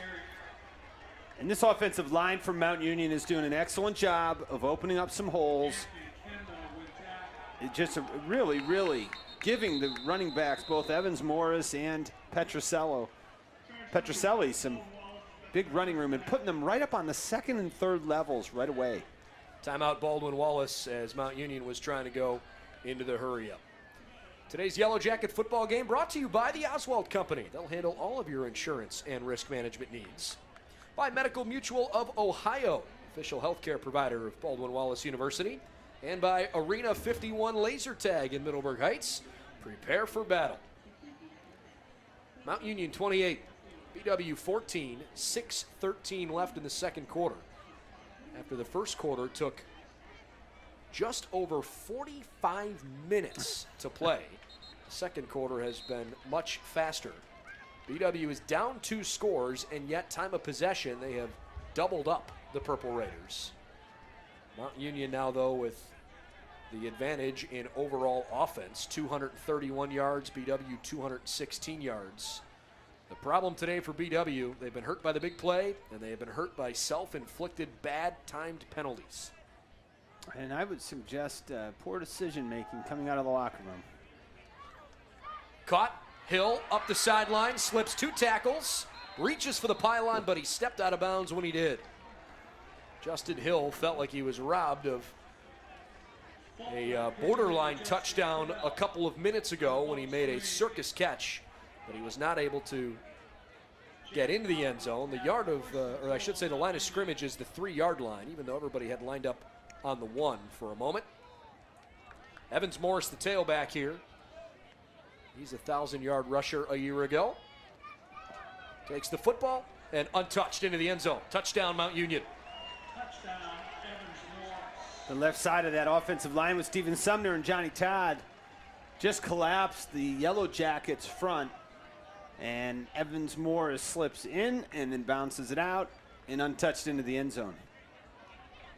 When I said poor decision making, Brendan, with the plague, that would mean coming out and getting in the face of Mount Union beforehand and earning a personal foul for the entire team. Yeah, you can't do that. It's, Jordan Leverett is a difference maker. He's a playmaker. And now he's in the locker room. Extra point is up and good. It's now 35-14. And look, the fact of the matter is, again, I think the Jackets are talented enough to play with Mount Union. They've moved the ball in this first half 216 yards against a team that didn't give up a touchdown for 9 quarters. For as good as Mount Union is offensively, you could make the argument they are a better defensive team most seasons. And BW hasn't had a problem on several drives today moving the football.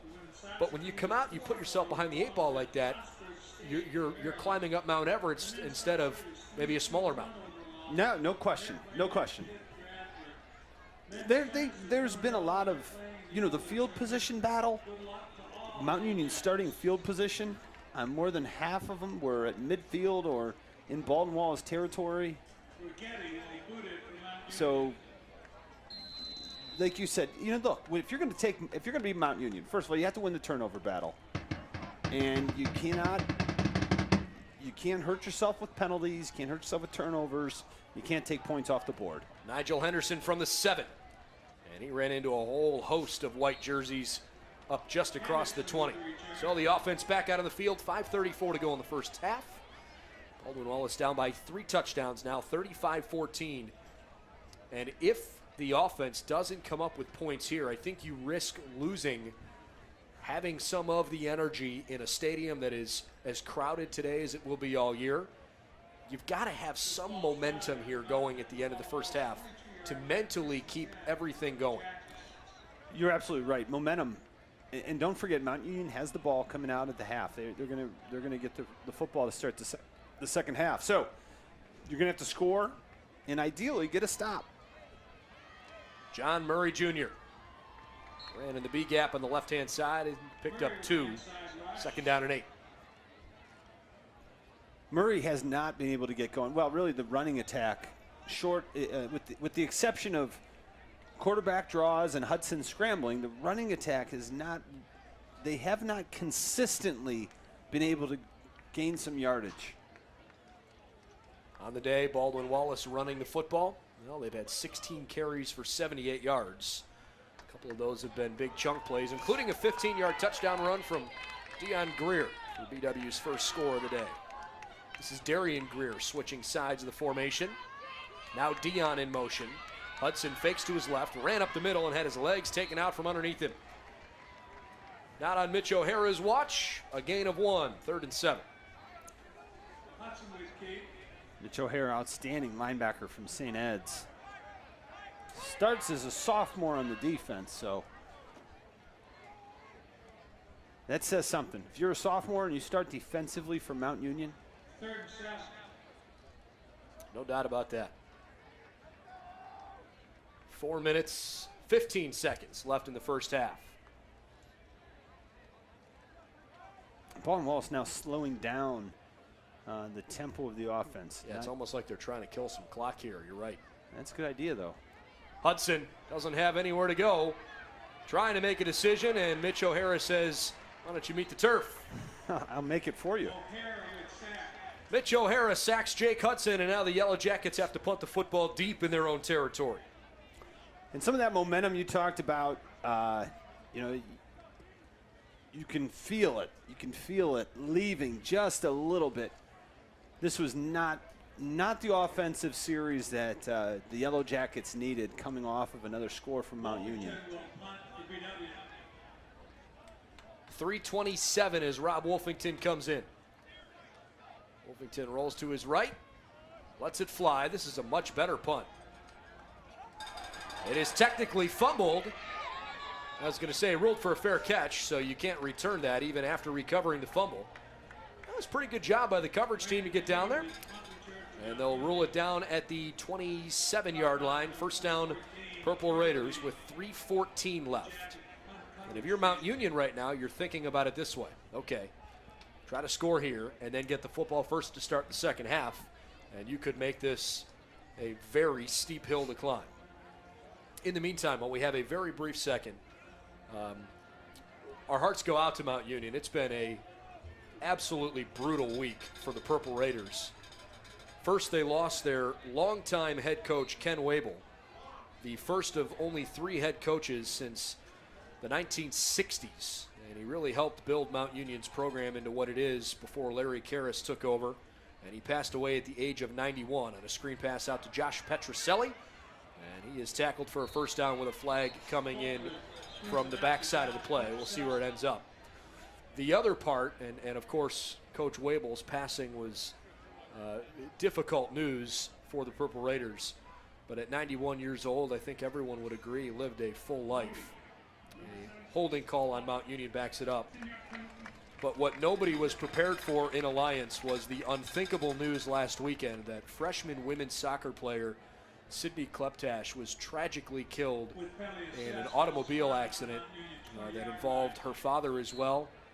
And it's just been a really rough week on campus for the Purple Raiders. So from the Baldwin Wallace community, our thoughts and prayers go out to the families of certainly Coach Wable, but also for Sydney Kleptash, whose life was cut far too short in just a unbelievably tragic and sad accident that ended her life.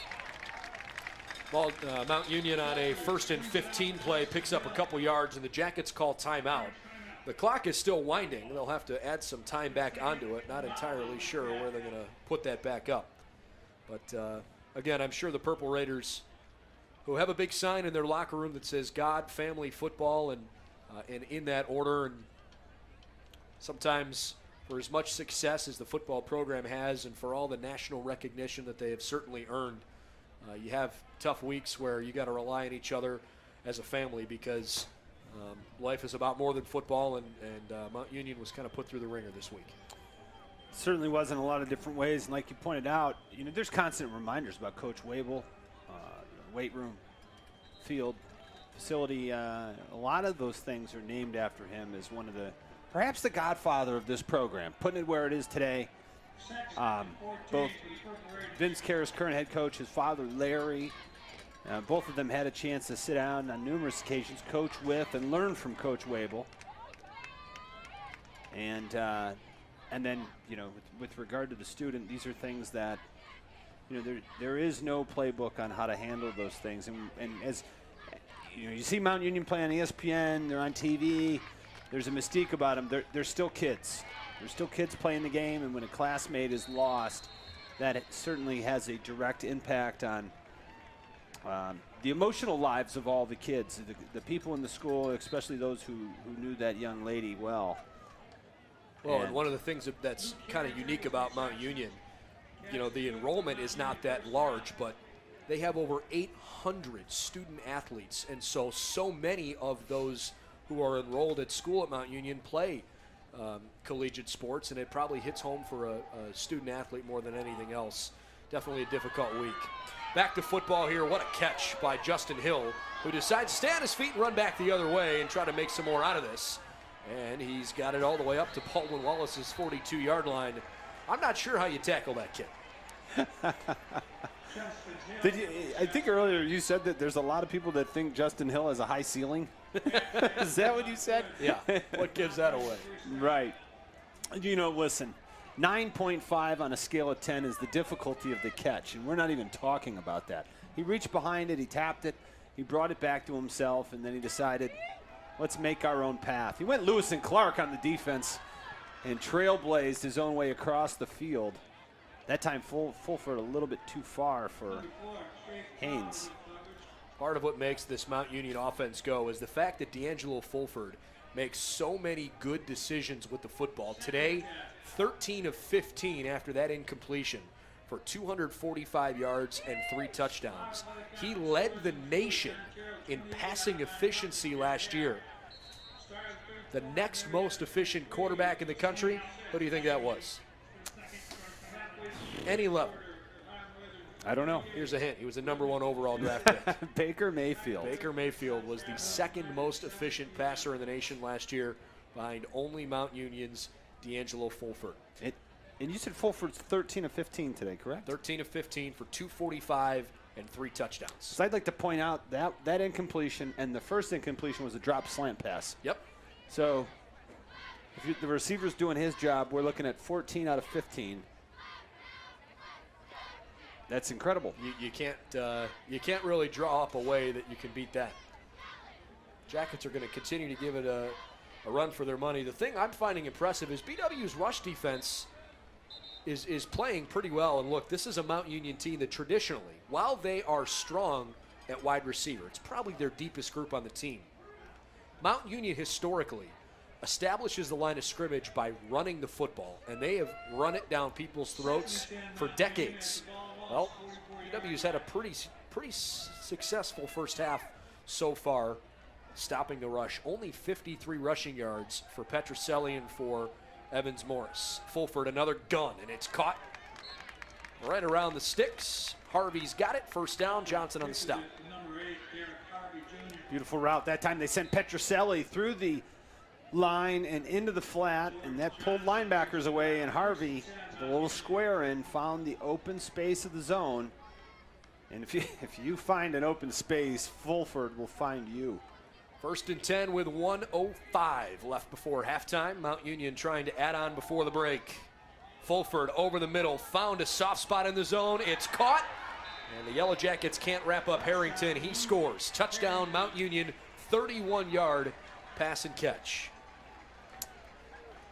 Mount Union's offensive line, there was a stunt up front that Baldwin Wallace ran, and Mount Union, they picked it up like they knew it was coming. The communication and the ability for the 5 offensive linemen to work as one unit has been outstanding all afternoon. And Fulford on the money, hitting Luke Harrington.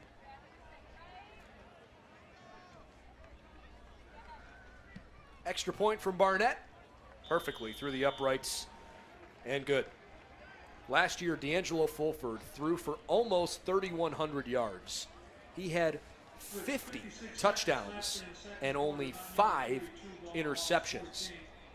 And the other thing that a lot of people don't necessarily talk about, everybody talks about Mount Union winning or playing for national championships, but the thing that people don't really think about, Mount Union, in playing that many more games, gets that many more weeks of practice every single year.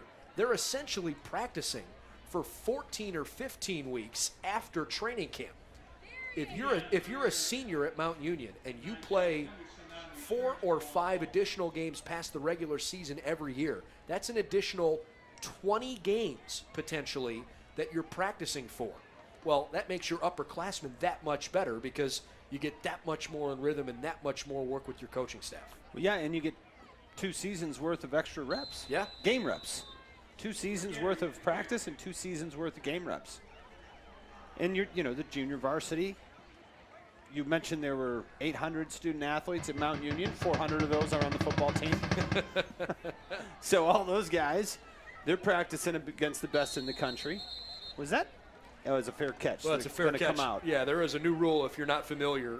Part of the NCAA here in 2018, part of their attempt to take concussions and injuries out of the game, they have found that so many of those happen on special teams plays where teams are running full speed at one another. And so even if you are not in the end zone, if you take a fair catch on a kickoff, it's a touchback and the ball comes out to the 25. So you might think that's a little strange, but that's the reasoning for that, and the Jackets are happy to take the field position. Question now with 56 seconds. How fast do you work? Do you take some shots downfield? Or do you take this into the locker room and reassess? Resch, Brunson, they're both coming in on the line of scrimmage. There's flags all over the place here. Substitution infraction, defense. All right, so an illegal substitution. Kyle Shucker should not have been out there. He comes out. And so now the defensive linemen for the Purple Raiders include Mark Blanc and Nate Brunson. By the way, Nate Brunson and Sam Jones are each from the states of South Carolina. And our thoughts are with their families as they are feeling the effects of what is now downgraded to a tropical storm. In terms of their families, most of that storm looks like it's hit North Carolina, but certainly those in South Carolina are feeling some heavy wind and some rain. Hope everybody down in that area is staying as safe as they can. First down and 5. Hudson hands it to John Murray Jr. He tucks the football up, and while he had his head looking back behind him, Jalen Griffin delivered a memorable blow. First down. His defensive backs will come up and hit. Griffin with tackle. Rush is good. Jalen Griffin. First down. That's a big-time hit. 45 seconds left in the half. Hudson floats it up for Rob Wolfington, who caught it and stayed in bounds. Apparently he collided right at the same time with Malik Britt. And so the Jackets keep things going. 39 seconds left in the half. BW's got one timeout left, trying to put anything they can on the board before the break. Down by 4 touchdowns. Hudson doesn't have a ton of time, now he runs. Jake needed to tuck the football. He was way past the line of scrimmage when he still had it out like he was going to throw it. And BW calls a timeout. They probably had everybody on the coaching staff for Baldwin Wallace holding their breath. Well, Nick Brish was bearing down on Hudson. And fortunately for Baldwin Wallace, Hudson just a little bit faster than Brish. But he was probably a little bit more carefree with the football than most people would like him to be. I think it's fair to say Jake Hudson is a really solid senior quarterback. In general, makes great decisions. He can run it. He can throw it. Very rarely turns the football over. But if there's one knock against him, sometimes he's a little careless with his ball security. And I think if he can tighten that up, he could absolutely be one of the upper echelon quarterbacks in the conference. Yeah, I'm extremely impressed with him. His accuracy, and he's a playmaker. You know, he's done a very admirable job avoiding some of the heavy rush from the Purple Raiders. He's created some opportunities. He's put his offense in some positions to succeed. But, you know, that's what you expect from a multi-year starter, senior quarterback. By this point in time, you are relying on him to do those sorts of things. 2nd and 2, BW's out of timeouts here as Greer comes left to right in motion. Hudson under duress, up in the pocket, and he's dropped for a loss of 6 yards in what will probably be the final play of the half, unless BW can get back quickly. Well, they do. Nate Brunson had the sack, and Hudson does clock it. 9.9. I give Chad Steinwalks a lot of credit. He probably ran harder back to the line of scrimmage than he did up the field on his route. New personnel coming out. The body language for BW right now, not very positive. Lots of hands on hips.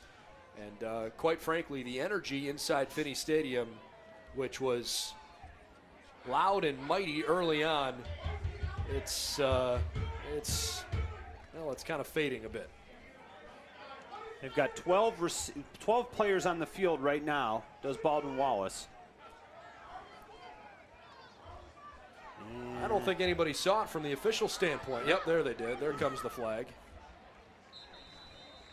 Hudson was taken down around the 37-yard line. You're right. There were 12 offensive players out there.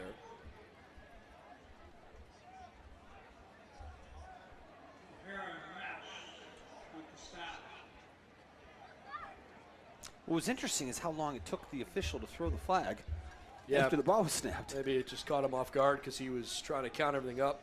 Maybe I caught in his pocket. Who knows? You're right. It came out a little later than you would have thought.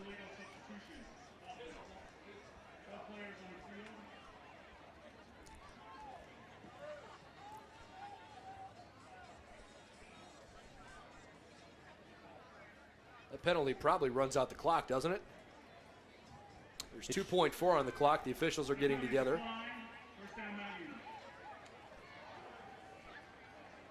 Was that the 4th down play? It was 4th down. Okay. I was a little confused.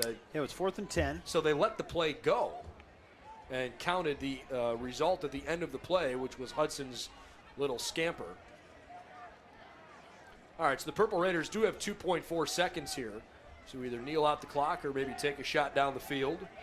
Mount Union 42, Baldwin Wallace 14. And the very tail end of the first half.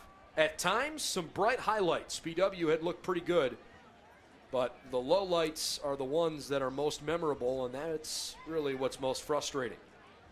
The Jackets have had points taken off the board. They have committed lots of silly penalties, and they have allowed 42 points in the first half to the number 1 team in D3 college football. So it is halftime at George Finney Stadium, and Mount Union has a comfortable 42-14 lead over the Yellow Jackets. Ryan, your thoughts on the way the first half shook out? Obviously plenty of offense for BW, 247 yards, but way too many mistakes. Well, that's the story. You know, you can't afford to make mistakes and beat the number 1 team in the country. There were bright spots, but, you know, look, there's mistakes, and then there's mistakes that are going to truly impact the game. Celebrating on your way into the end zone and taking 7 points off the board, losing one of your big playmakers, that's a mistake that impacts the game. Foolishly running out and trying to pick a fight before the game starts when you're about to play a football game and you can speak with your pads, and then earning a personal foul for everybody, which led to your best playmaker being ejected for celebrating before, that is a mistake that affects the game. But listen, they have, through one half, they fared admirably. I don't think 42-14 is indicative of how close the football game is. I agree. Baldwin Wallace has shown me that they are one of the elite teams in the OAC. They're playing a different animal. Mount Union is not one of the best teams in the OAC. They might be the best team in the entire country. So your level of play and your mental focus needs to be at an elevated level, and I don't know that Baldwin Wallace has their mental focus at that level due to the number of penalties and the silly, costly mistakes that they've made. Well, and here's the thing I think BW needs to try to keep in mind here the rest of the game. It's hard to do this when you start thinking big picture, but I think it's fair to at least bring up. If you go 9-0 and lose to Mount Union and finish with a 9-1 record, a lot of times the second place team in the OAC at the end of the year is very much in consideration for one of those extremely coveted 5 at-large bids into the NCAA playoffs. The Jackets haven't been in the playoffs in a long time. From a talent perspective, I think they realize that they are an upper echelon type team, but they have to be more disciplined, and they have to try to make something of this second half so that if it comes to that kind of a situation where those style points tend to matter when it talks about making those selections, look, they're not in the locker room talking about how do we get into the playoffs right now. But you have to have the bigger picture in mind that this is a game where people are going to measure how good are you.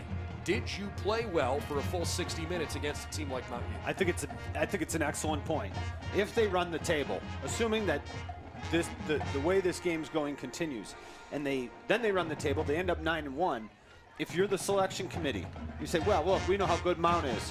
Who's the number 2 team? Baldwin Wallace. What was the score? 87-14. Not getting in. Right there, that conversation is over with. 56-45, you're probably getting in. Now, you and I are having this conversation because it's halftime. Sure. Baldwin Wallace, Coach Hilbert, this conversation's not being had. But discussions about playing for pride, this game isn't over. Eliminate the mistakes.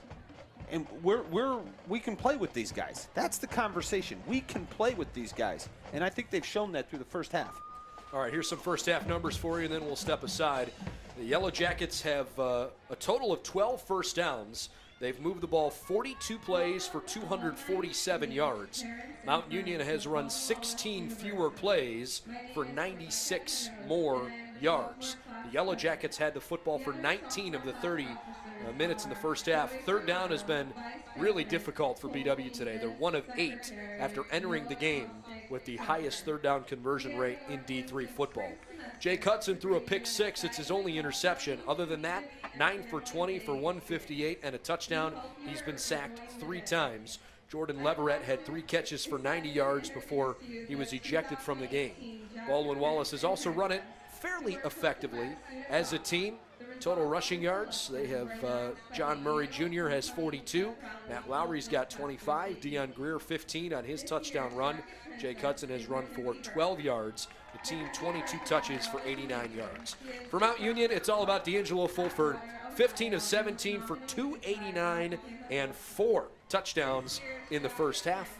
No interceptions. Justin Hill, 5 catches for 90 yards. Luke Harrington, 3 catches, 83 yards and 2 touchdowns. Jared Ruth, 2 catches, 59 yards and a score. The Yellow Jackets have allowed 341 yards of offense, and Baldwin Wallace and Mount Union have each been penalized 9 times for a total of, let's do the quick math there, 153. That's the college degree going to good use. All right, so there's your halftime numbers. If you want to follow along with the live stats, you can do so on bwyellowjackets.com. 20 minutes left in halftime. We'll step aside real quick. When we come back, we'll get back to action. Again, there's 20 minutes left on that clock. At the moment, Mount Union 42, BW 14. Second half action coming your way shortly. The 2018 homecoming court as we move to crown this year's homecoming king and queen. Would you please hold your applause until all members of the court have been introduced? The 2018 homecoming queen candidates are Emily Armbrecht. Emily is a sociology major from Sandusky, Ohio. She is representing Midnight Madness and is escorted by her mother, Kelly Smith. Sarah Bellett. Sarah is a business management major from Worthington, Ohio. She is representing the Office of Residence Life and is escorted by her mother, Susanna Hilbert. Bianca Gentili. Bianca is a middle childhood education major from Olmsted Falls, Ohio. She is representing Alpha Phi and is escorted by her mother, Donna Gentili. Blake Lewis. Blake is a public health major from Westerville, Ohio. She is representing Rotaract and Alpha Gamma Delta and is escorted by Jeffrey Lewis. Lexi Winklegoose. Lexi is a communication studies major from Mount Gilead, Ohio. She is representing Best Buddies Baldwin Wallace and is escorted by her mother, Michelle Winklegoose. The 2018 homecoming king candidates are Bobby Brass. Bobby is a public health major from Brunswick, Ohio. He is representing Midnight Madness and Alpha Phi and is escorted by Rachel Lyons. Kevin Hartenstein. Kevin is a sports management and marketing double major from Hermitage, Pennsylvania. He is representing Student Giving Council and senior class officers and is escorted by Rita Baldarelli. Joe Mandato. Joe is a public health major from Broadview Heights, Ohio. He is representing Rotaract Best Buddies Baldwin Wallace and Alpha Sigma Phi and is escorted by Abby Brokaw. Jonathan Rubin. Jonathan is a psychology major from Cupertino, California. He is representing the Zeta Tau Alpha and the BW Marching Yellow Jackets and is escorted by his mother, Olga Rubin. Milton Woods. Milton is a marketing and film studies double major from Chicago, Illinois. He is representing the BW Track and Field and is escorted by Charlie Newsey. First, the results of the homecoming king election. The 2018 homecoming king is Milton Woods.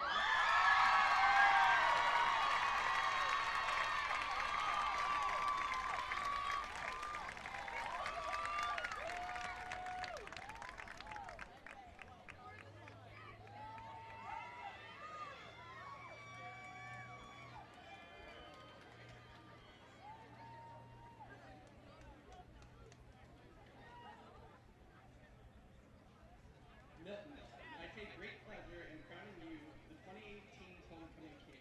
Please accept this crown as a symbol of this honor. Thank you, Andrew. I am happy to accept this crown, and with it I promise to uphold and protect the ideals that are part of this honored tradition. Yeah.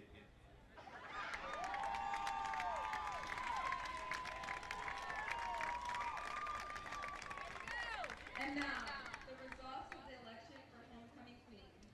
The 2018 Homecoming Queen is Lexi Winklefield.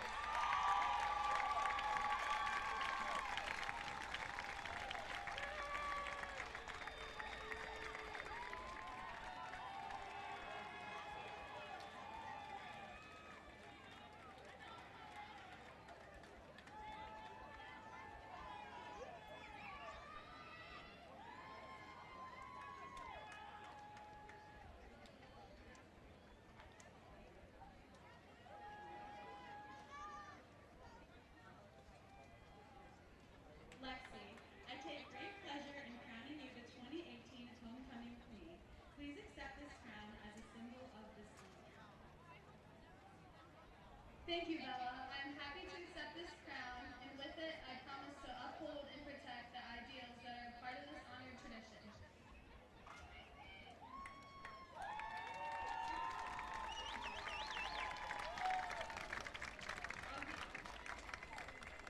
On behalf of the BW student body against the sophomore class officers, great pleasure to present these gifts to the 2018 Homecoming Queen, Lexi Winklefoos, and to the 2018 Homecoming King, Milton Woods. Congratulations again to the 2018 Jacket Prince, Jared Rudd, and 2018 Jacket Princess, Mackenzie Burke. The 2018 Homecoming King, Milton Woods, and the 2018 Homecoming Queen, Lexi Winklefoos. We will now conclude our homecoming ceremony with the Baldwin Wallace Marching Yellow Jackets and the BW Alumni Band.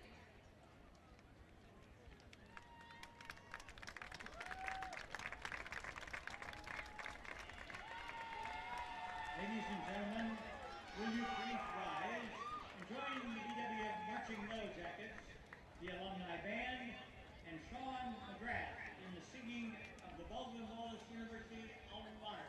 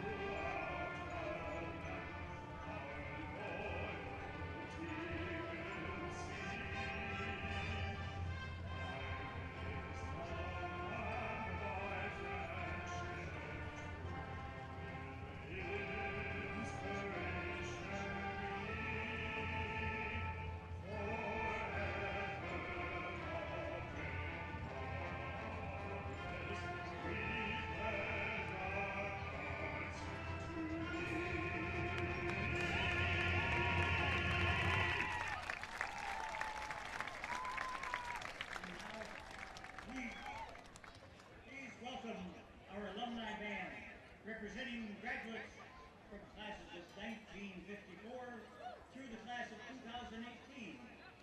And a special welcome to two members who graduated in the 50s, Ed White, 55, and Fred Welsh, 58.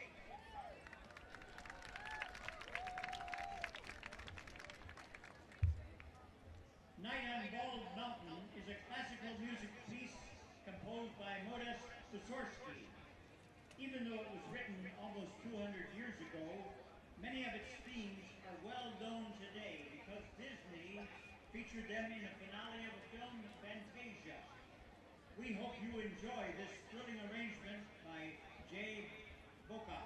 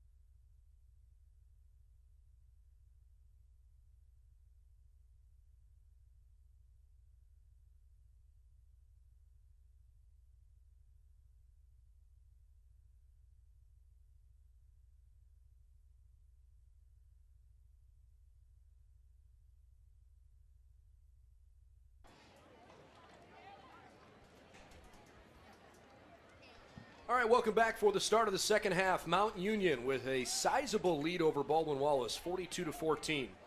If you tuned in a little late, alongside former OAC quarterback Ryan Cavanaugh, I'm Brendan Gulick. We said it before we went to break. The score probably not indicative as to how BW is playing from the standpoint of they've put up a lot of yards. I still think they're a part of this game here. They're down 4 touchdowns. They've had flashes of being really good today, but their mistakes have been magnified 100 times because they've been so costly and immediately turned into Purple Raider points. And when you're talking about giving the most efficient offense in the country extra possessions, extra opportunities over and over, my goodness, you're drawing up a game plan that isn't going to work. No, and they've had flashes. They've had flashes where they show they can drive the football, not just move it with one big play, but drive the football.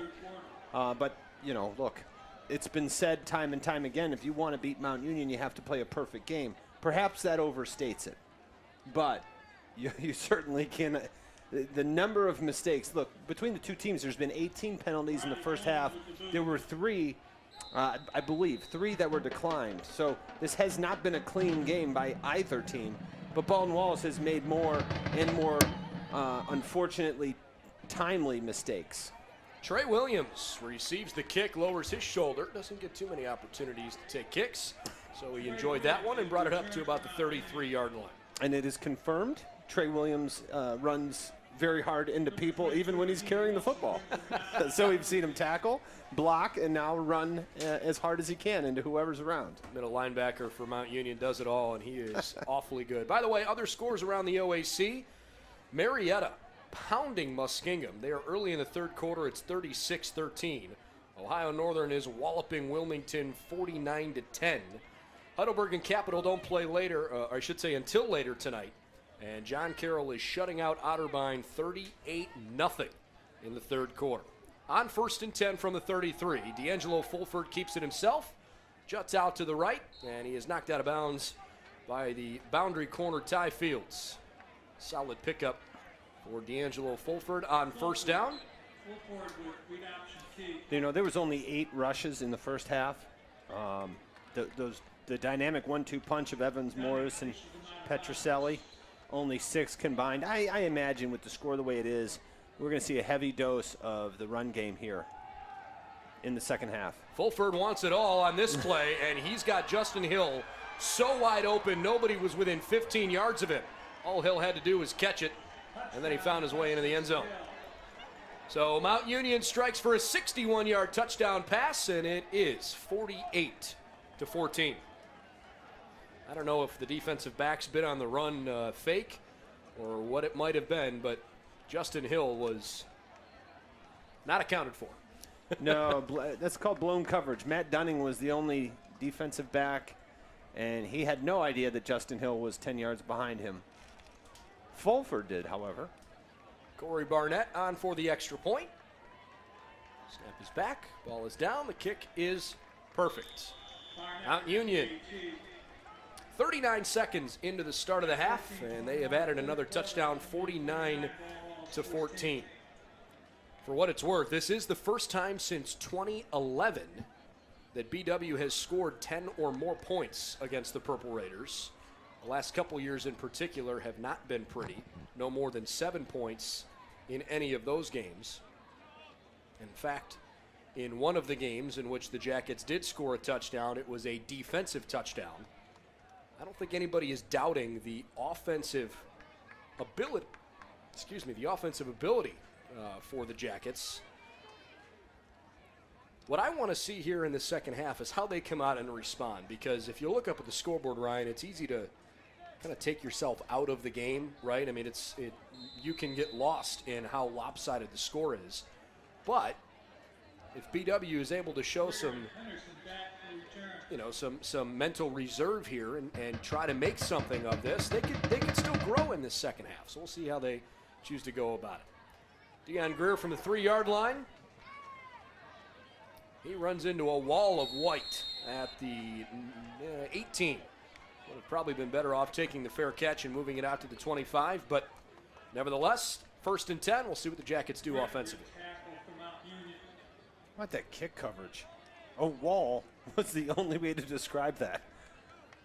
Almost looked like the Yellow Jackets didn't have 11 men on the field. If you want to win a national championship, you've got to play well in all facets of the game, and that's one of the reasons why Mount Union has been so successful, because the fact is there really aren't a whole lot of weak spots for them. They've still got the first crew out there defensively here to start this second half. See what the Jackets do as Matt Lowry motions. Jake Hudson hands the ball off to John Murray Jr., and he drags Nick Brish for a 4-yard pickup, 2nd and 7. First down plays in general have been pretty good today. And that was one of your keys. And I think that they've appropriately responded. You're right. On the overall, I think at the end of this game, when you look back at the first down, the average number of yards on first down, I think Coach Hilbert's going to be pleased. You know, at times they've shown a propensity to move the football. I don't know if I'd say at ease, but you know, they've put first downs together. They've done a nice job. John Murray Jr. gets another handoff, bounces into his biggest hole of the day. He is still on his feet across the 40-yard line. Flag goes flying up in the air. It's on the far sideline. Leads me to believe it's a Mount Union penalty in the area that it was thrown. I think it's sideline interference. Yeah, so generally that's what that is when there's a side judge and someone runs into him. And since it's the first, it's just a warning. For what it's worth, John Murray Jr., prior to that carry, had 9 carries for 46 yards. He is now over 6 yards per carry against Mount Union. I'll eat my shoe if somebody else does that against the Purple Raiders all year. John Murray Jr. has been easily the highlight of the game. In fact, he's approaching 7 yards per carry. That one thrown over the middle. Austin White went in low on Deion Greer after Greer had missed the football. But White led with his shoulder, so no illegal contact, just a hard hit. 2nd and 10, 12:57 left third quarter. Jackets are down 49-14. You mentioned it earlier in the broadcast, but Austin White is a very large free safety. He's 6'3", 215 pounds. You know, there's linebackers on this team, as a matter of fact. I mean, Mitch O'Hara is 5'9", 205. They should be switching positions. But it brings another element. You have to understand, when you're going to run slants over the middle, you've got an enormous free safety waiting to hit you. Chad Steinwalks knocked out of bounds by the boundary corner Lou Berry. Solid pickup. 3rd down and almost 5 full yards. It's more like 3rd and 4 here. Yeah, they're going to put it at the 49, so it is 3rd and 4. Orsini checks in at tight end. Steinwalks comes out. Deion Greer, Rob Wolfington still in the ball game. In fact, there's 2 tight ends. The Jackets have Mitchell Yale in there as the tight end on the right-hand side. Plenty of time to get it off. Murray is the tailback as Mount Union puts 7 in the box. Hudson rolls to his right. Doesn't have a lot of time. Throws off balance. Deion Greer sort of got speared from behind, but the pass was not catchable. Jalen Griffin on the coverage, the sophomore from Chicago. And it's 4th down. Great awareness. Kyle Shucker, the defensive lineman for Mount Union, as soon as the ball was snapped and Hudson took off rolling to his right, he went on an angle to where Hudson was headed. It's just such a veteran move. Instead of chasing the quarterback, he went where Hudson was going to be. And then as Hudson was approaching, you know, he's in his normal route, rolling out to the right, except now there's a defender in the way, and he has to pull up and throw an off-balance back foot throw that doesn't get there. It was also hurried because Shucker was there. Wolfington on the rugby-style punt. Decent ball up the field. The Jackets trying to get away from it. And it does take a Baldwin Wallace bounce inside the 15. It's down at the 14-yard line. So Mount Union takes over pretty deep in their own territory, 1st and 10, after BW's opening drive to start the second half doesn't go very far. BW's drive chart has been all over the board. Punt, touchdown, interception, and that interception was brought back for 6. Punt, missed field goal, but what you're missing on that is that there was a touchdown taken off the board because of a unsportsmanlike foul penalty before the missed field goal. Then the Jackets scored a touchdown But in their last 4 possessions now, punt, turnover on downs, and punt. And the game has gotten out of hand, 49-14. Fulford letting it fly. Harvey makes the catch as he tiptoes the Yellow Jackets sideline out of bounds close to the first down. I think he's just a yard short. Should be 2nd and 1. So I predicted that Petroselli and Evans Morris would get a heavier workload in the second half, and thus far, not the case. Nostradamus sitting to my right. I wasn't going to do it, but you put it on a tee for me. Yeah, well, I deserve it. I deserve it. Moxie out in the slot on the left as the tight end. We've seen him get involved a little bit today. Fulford, another one through the air over the middle. Justin Hill right in the hands. Incomplete. Jordan Johnson was a step behind him. Justin Hill has 6 catches for 151 yards, 2 touchdowns, and he had a 50-plus yard reception that was taken away from him because of a holding call. Imagine if those numbers had stood. Yeah, you mentioned Pierre Garçon and Cecil Shorts. Justin Hill, only a junior. He's got NFL size, 6'2", 195. I do not have his 40 time, but he is game fast. Jawanza Evans-Morris can't tackle him up tall. And Raheem Wilson, who's done a nice job as one of the nickel corners, comes in and wraps him up around the ankles. It's enough for a first down, but spotlight Raheem Morris, or I should say Raheem Wilson for a second. Came in last week, doesn't start, but made a couple of big plays, and he's certainly earning the respect of his teammates. Loves the game, plays with a big smile on his face. Fun to watch for sure. He wears number 22 for Baldwin Wallace, and will line up either as a safety or as a cornerback. After Harrington's reception, it sets up 2nd down and 5 from the 36-yard line. Clock is winding inside of 11 minutes in the 3rd quarter. The first quarter of today's game took 45 minutes. That's not a joke. It was a very long first quarter. Fulford under center for the first time all game, and Evans Morris still on his feet, dragging Ty Fields, and then Noah Jackson helped drive him to the turf. A gain of 3, 3rd and 2. Nice job by Ty Fields closing down and run support. Evans Morris, he's got some similar running characteristics with John Murray, one being very difficult to bring him down. First man does not typically bring either of those 2 running backs down.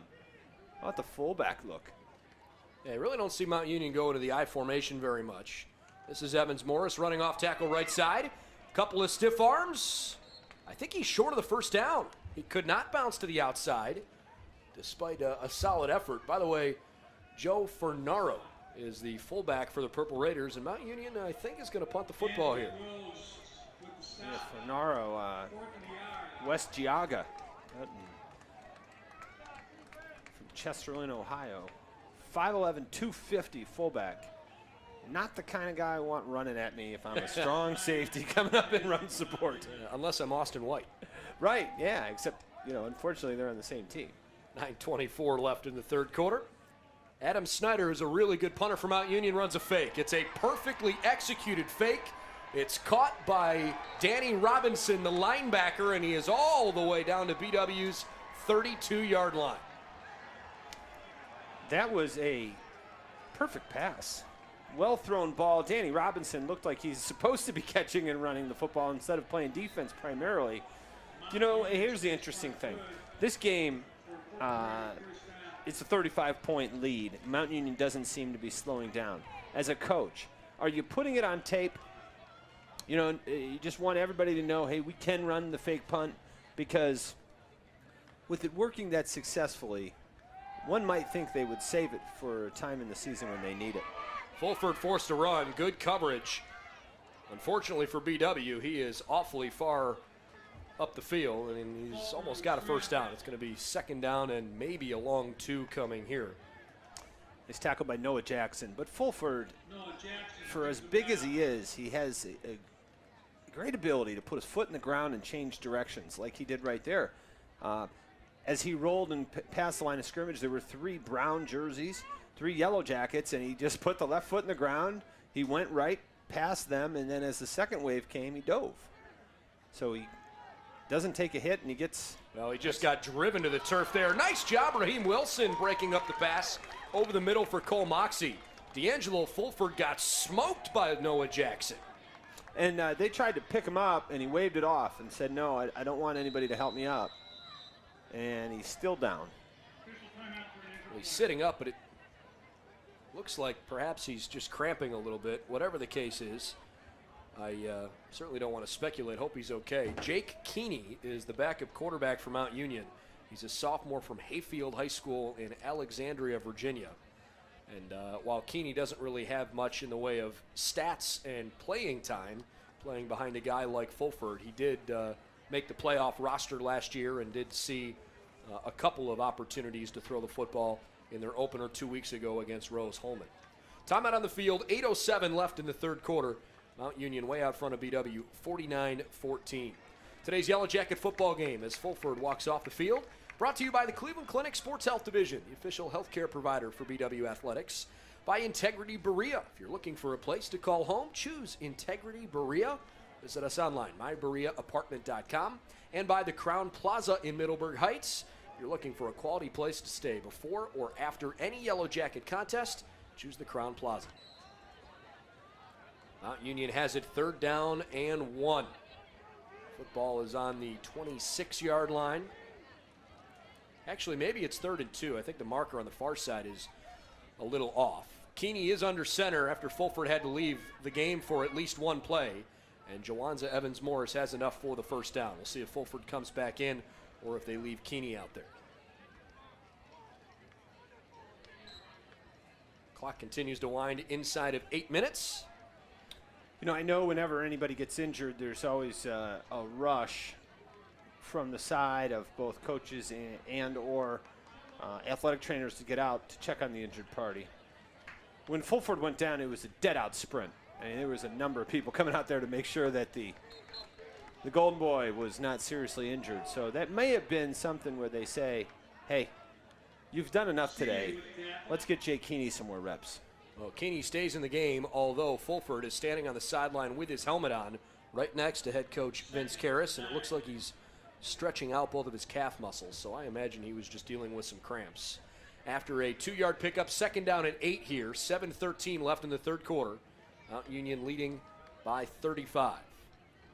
Keeney he keeps it. Great play fake. Keeney up the middle, and he's in. 17-yard, check that, 22-yard touchdown run for Jake Keeney. And Mount Union adds another. It's now 55-14. First touchdown in Jake Keeney's Mount Union career. Not a bad job from Jake Keeney. You bring the backup quarterback in. Came into this game with one carry for 5 yards. That was in week 1. But he looked like a seasoned veteran there, Brendan, swerving and finding his way into the end zone, virtually untouched. Corey Barnett puts the extra point up and through. And the Yellow Jackets now have a ton of work to do. 56-14. At one point, BW was significantly outgaining Mount Union. Early in the second quarter, the total offense for the Purple Raiders had just not gotten going. Now we are halfway through the third quarter, and the Purple Raiders have racked up 494. And Baldwin Wallace is stuck at 278, which they really haven't done a whole lot the last few drives. In fact, if you look at the drive chart in particular, BW has less than 100 yards of offense in their last 5 drives combined. One of those did go for a score, but they're just not moving the football the way they had been. And they're not playing with the fire that they had when they started the game. And, you know, maybe that's to be expected with the score the way it is, but still, you know,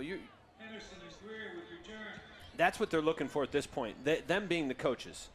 They're looking for how hard are we willing to compete. Nigel Henderson takes a knee. And apparently there's still a little bit of jawing on the field between Mount Union's Tanner Murray and Baldwin Wallace's Schneider Bukart. I don't know what they could be talking about. Well, it's 56-14. I can't imagine they've got a whole lot in common at the moment. Jake Hudson back out there with Steinwalks, Deion Greer, John Murray Jr., Ty Gallo, and the tight end here is going to be Mitchell Yale. On the other side, Mount Union's first-team defense still in the ball game, including Trey Williams at middle linebacker, who's been all over the field today. 1st and 10, Jackets from deep in their own territory, and John Murray Jr. is wrapped up in perfect textbook style by the middle linebacker Trey Williams, who gets up, taps him on the helmet. That was good sportsmanship. Trey Williams is so solid in run support. His ability to identify and get to the spot is really impressive. And now Williams and Danny Robinson both heading off the field. You know, there's a question. You know, we're still halfway through the third quarter, but at what point you start rotating some guys in? Here's the flexibility of Mount Union. You can put Austin White up at linebacker and have more of a nickel look. Matt Lowry running out of the Wildcat. Tough to tackle. And he's brought down over the 30 at the 32-yard line. A gain of 6. Sets up 3rd down and about 3.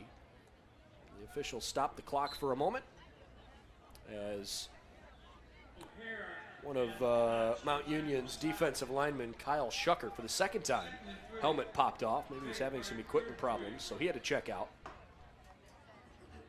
And again, number 20, Austin White, is up at a linebacker position, which is, you know, if you anticipate they're going to throw the football, I think this is Lowry in a quarterback. Well, Lowry's at quarterback, and they've got Will Vance motioning now to quarterback. He is capable of throwing it. Now Lowry back wide to the left. On a misdirection screen, Rob Wolfington is thrown to the turf, and it's Austin White on the tackle. I love the creativity, but Mount Union was all over it. Well, I suppose my question would be what are you gaining, right? I mean, you're given a different look, but you took a quarterback, you know, a hybrid quarterback receiver from the slot, and you put him at quarterback, and then you took the hybrid quarterback who was standing at quarterback and put him at slot. I mean, you're moving pieces, but how is that changing what Mount Union is looking at defensively?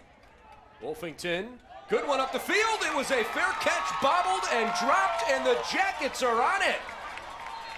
There's a flag thrown on the sideline. In fact, the flag is on BW's sideline, literally off the field.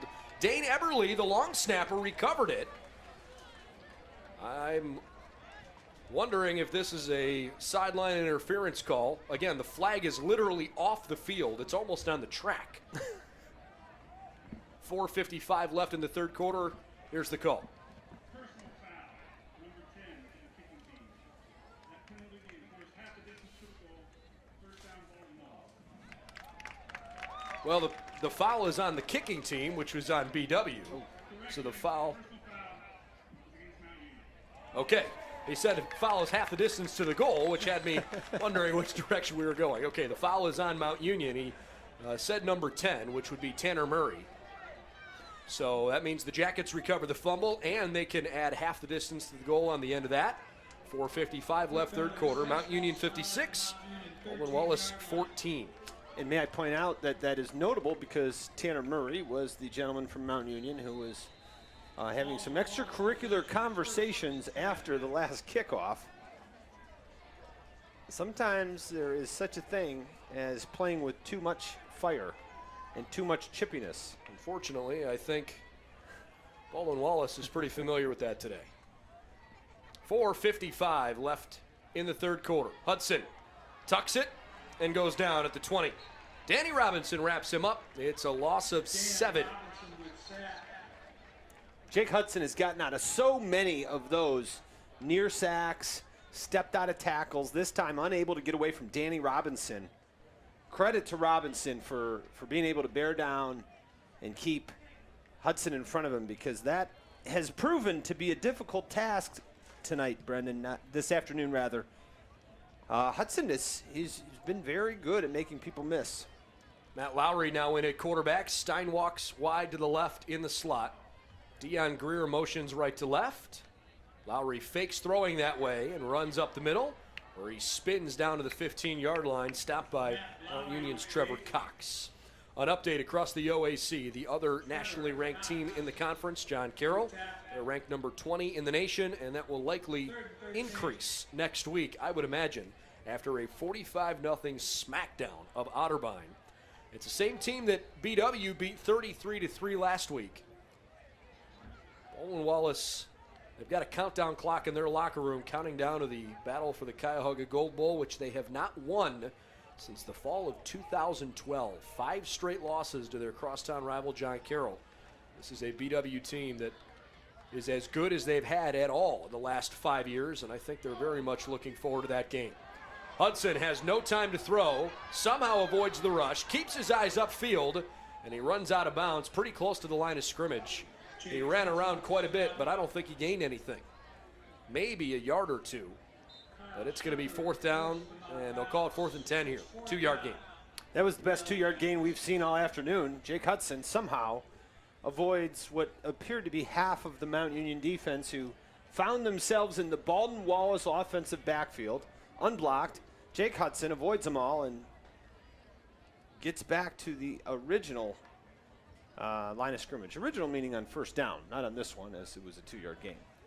Gallo and Greer to the left, Steinwalks to the right, Murray and Lyle Grant the tailbacks. 4th and 10. Hudson looks over the middle. It is tipped.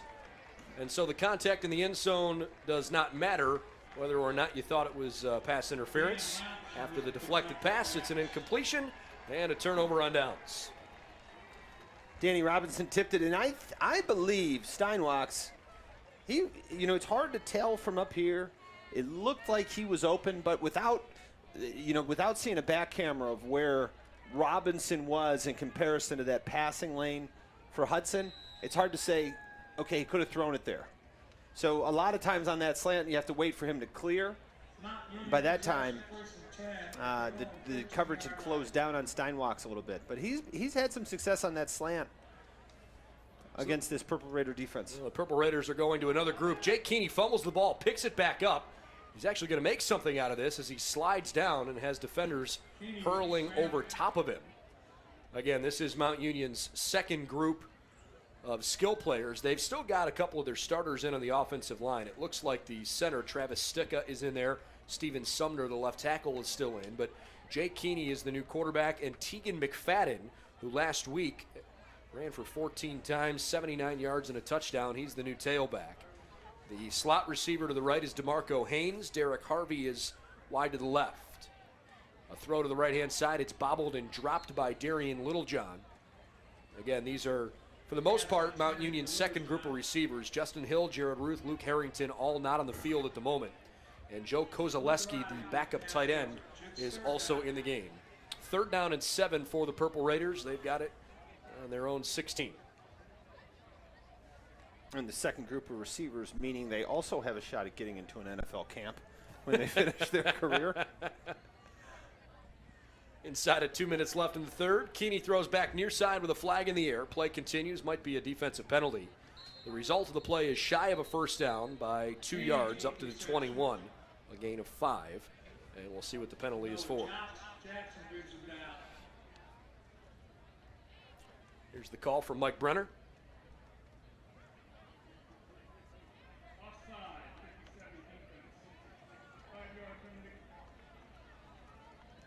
It's on Jake Schrock. It should be repeat 3rd down, even though Mr. Brenner said repeat 2nd down. Should be 3rd down and 2 here. There we go, from the 21-yard line. Everybody's on the same page now. It's always good when the official has the game broadcast in his ear. That must be it. You can help correct him. Oh, now man. he's thinking, where would I be without Brendan Gulick? From the far side of the field, McFadden's got a completion up to the 32-yard line. I'll tell you what, a kid that doesn't see a ton of time because he is stuck behind 2 1,000-yard running backs. But Tegan McFadden from Bainbridge is also a really good player, a transfer from Ashland. Last game, played essentially these same kinds of minutes after the game had gotten out of hand. But he's got a chance to be a really good running back at Mount Union as well. 1st and 10, Keeney through the air, and he overshoots Kozaleski, incomplete. The other thing about Jawanza Evans-Morris, for a while he was stuck behind B.J. Mitchell, who is widely regarded as one of the best running backs that Mount Union has had in recent years. Not a big guy, but boy, was he difficult to tackle. Small, shifty kid, very elusive. And so Evans-Morris probably won't have the same career numbers, Ryan, that he could, because he didn't see as much time with Mitchell in there. Yeah, I would agree with that. I do believe, at the end of the career, numbers-wise, Petroselli, he may be sitting atop the all-time best rushers in Mount Union history. It would be hard to beat Nate Kamik, but you're right. He could certainly be in consideration. Right. I mean, you're looking at a 4-year guy, 1,000 yards his first year. No reason to think he wouldn't continue that production. And then you're looking at over 4,000 yards for a career, perhaps closer to 5,000. Looking around for Keeney. You don't have these discussions with a lot of schools, right? No. Like number one in the country, and you're trying to figure out whether their best players have a shot at being considered for the best in the program. Third and 7, a completion up to the 45, and Purple Raiders just keep the sticks on moving. That time it was caught by Brandon Lee, who doesn't see a ton of time, but makes the reception. Wilson and Bauer combined for the stop. Pass catch. Well, Nate Kamik was widely recognized as the best running back in program history. And look, I think there's probably reason to think he is one of the best all-time in Division III history. Keeney looking down the field, throws a wobbly pass. Wilson's under it, and he makes the interception. Raheem Wilson picks it off. Jackets get the ball back at their own 27. But just to put a bow on the Kamik note, in case you're not familiar with Nate, in running the football for the Purple Raiders from 2005 to 2008, Nate Kamik had 1,189 carries for 8,074 yards and 125 touchdowns. Try doing that on a video game. No, that puts you at the top of any list, and what sounds to be untouchable. That's impressive. The next closest running back in program history in terms of total yardage is 2,300 yards behind him. Chuck Moore ran for almost 5,900 yards. B.J. Mitchell, we mentioned him, 4th leading rusher in team program history. Kevin Burke, who is a 2-time Gallardi Trophy winner at quarterback for Mount Union. Real good dual-threat quarterback, a local kid that went to St. Ed's and is actually now on the coaching staff at Case Western Reserve. He is in the top 10 all-time in Mount Union program history running the football. And Burke is one of the all-time best passers in program history as well. Threw for 12,000 yards. He had 134 touchdowns. Mount Union's had some pretty special players over the years, and those are certainly 2 of them, Burke and Kamik. All right, we're starting the 4th quarter. It is 56-14. 1st and 10, BW. Lyle Grant maybe picked up 3. See if his forward progress took him to the 30. Should be 2nd down and 7.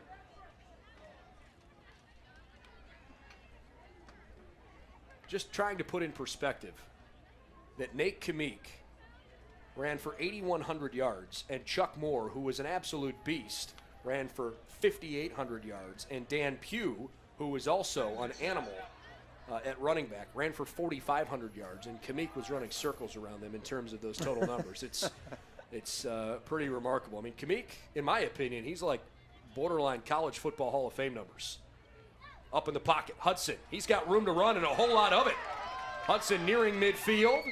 Stopped his mojo as he was going to get smoked by Malik Britt. And Hudson scrambles for one of BW's biggest plays of the game as Malik Britt appears to have been injured. So the Jackets come to the near sideline as Britt is down on the ground. And hope he's okay, but certainly don't want to speculate on the nature of his injury. 14:09 left in regulation. In an update from around the OAC, we told you that John Carroll blanked Otterbein 45-0.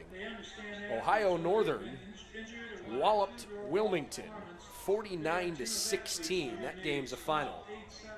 Muskingum and Marietta are playing as well. That one has gone final, 46-20. And again, Capital and Heidelberg don't kick off until 7 o'clock later tonight. Malik Britt is walking off the field, but appears to be a little shaken up. Hopefully he's okay. Well, if you're a Yellow Jacket, you've still got 14 minutes here to try and make something of this game. And the frustrating part is that the score right now indicates that the game is fairly out of reach. You still have a way to kind of control how you play the remainder of the game. And look, this could set the tone for the next couple weeks, because while BW certainly didn't want to fall to 2-1 this week, the fact is they still have a chance to go to Heidelberg next week and Capital the week after. And if you put 4-1 up on the board through your first 5 games of the season, I think people are going to really start respecting what you're doing. Obviously, that's the goal for the Yellow Jackets as Hudson tries to go deep for Dion Greer, comes back and makes a great catch. Tight coverage from Tanner Murray, and Dion Greer with a nice adjustment midair. Big play for the Jackets. Dion Greer showing some life for the Yellow Jacket offense. And, you know, again, Darian Greer, both these guys are big-time playmakers. They're guys you need to get the ball in the hands of, especially with... Back to Greer, he's got it, but he is not quite to the pylon. Inbounds at the 1. But with Leverett out, you need to go to Dion Greer. Darian Greer, as we mentioned, came up injured earlier in the game. And again, not speculating, but he is standing on the sidelines. And they found something with Dion Greer. Lyle Grant in. Lyle Grant's got a touchdown, and the Jackets sideline and fan base comes to life for the first time in a little while here. Lyle Grant with his 3rd rushing touchdown of the season, and with his 4th career rushing touchdown. 56-20. Good drive for Baldwin Wallace, and that's what you were just talking about, Brendan, is what can you do to build that can be used as a building block for next week and the weeks after as you get into really the heart of the OAC play. Marshall up and good with the extra point. And with 13-11 left in regulation, the Jackets put a touchdown on the board for the first time in a while. They did not score in the 3rd quarter, 7 points in each of the 1st and 2nd quarters. This game has certainly been entertaining, and for a while, BW was very much in contention. So now that the score is lopsided, there's really not a lot of pressure. You can just kind of go out and try to execute what you're trying to do. But I think where BW needs to try and grow after this game is upstairs. It can't be what they've done physically. They have to be sharper mentally, because they're good enough to compete at a high level, but not if you shoot yourself in the foot.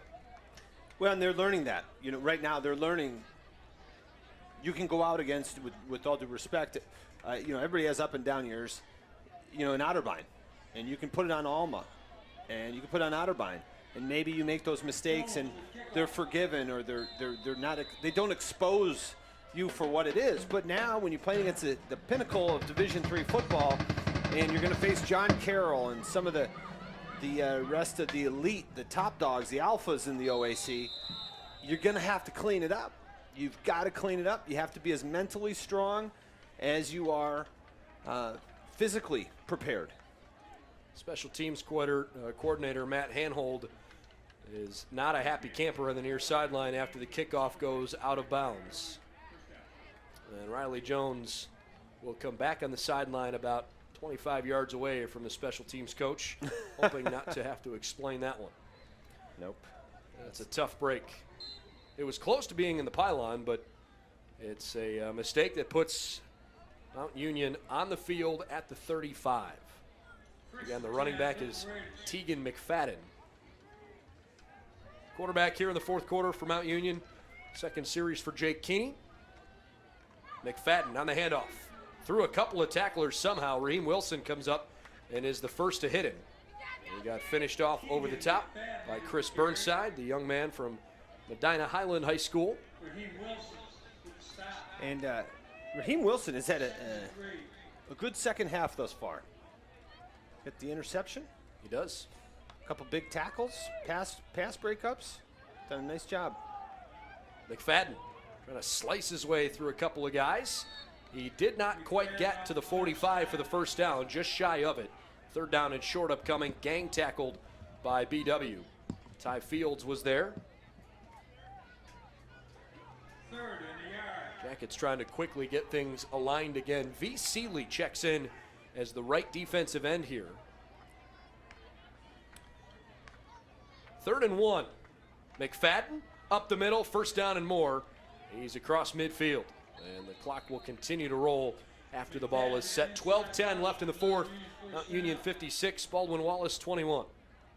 Looks like both teams have decided to put the second units in, as you now have a full complement of second teamers on the offense for the Purple Raiders, and you're getting Eric Metz, Lorenz Wright, who rotate in on that defensive front, but some second team linebackers along with Chris Burnside, who you've already pointed out.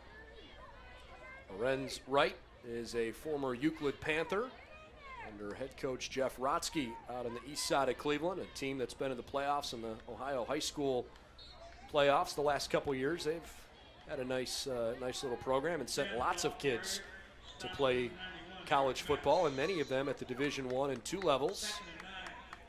And Lorenz Wright was a terrific defensive lineman, real playmaker. Not the biggest guy, not the biggest, 5'10", 215.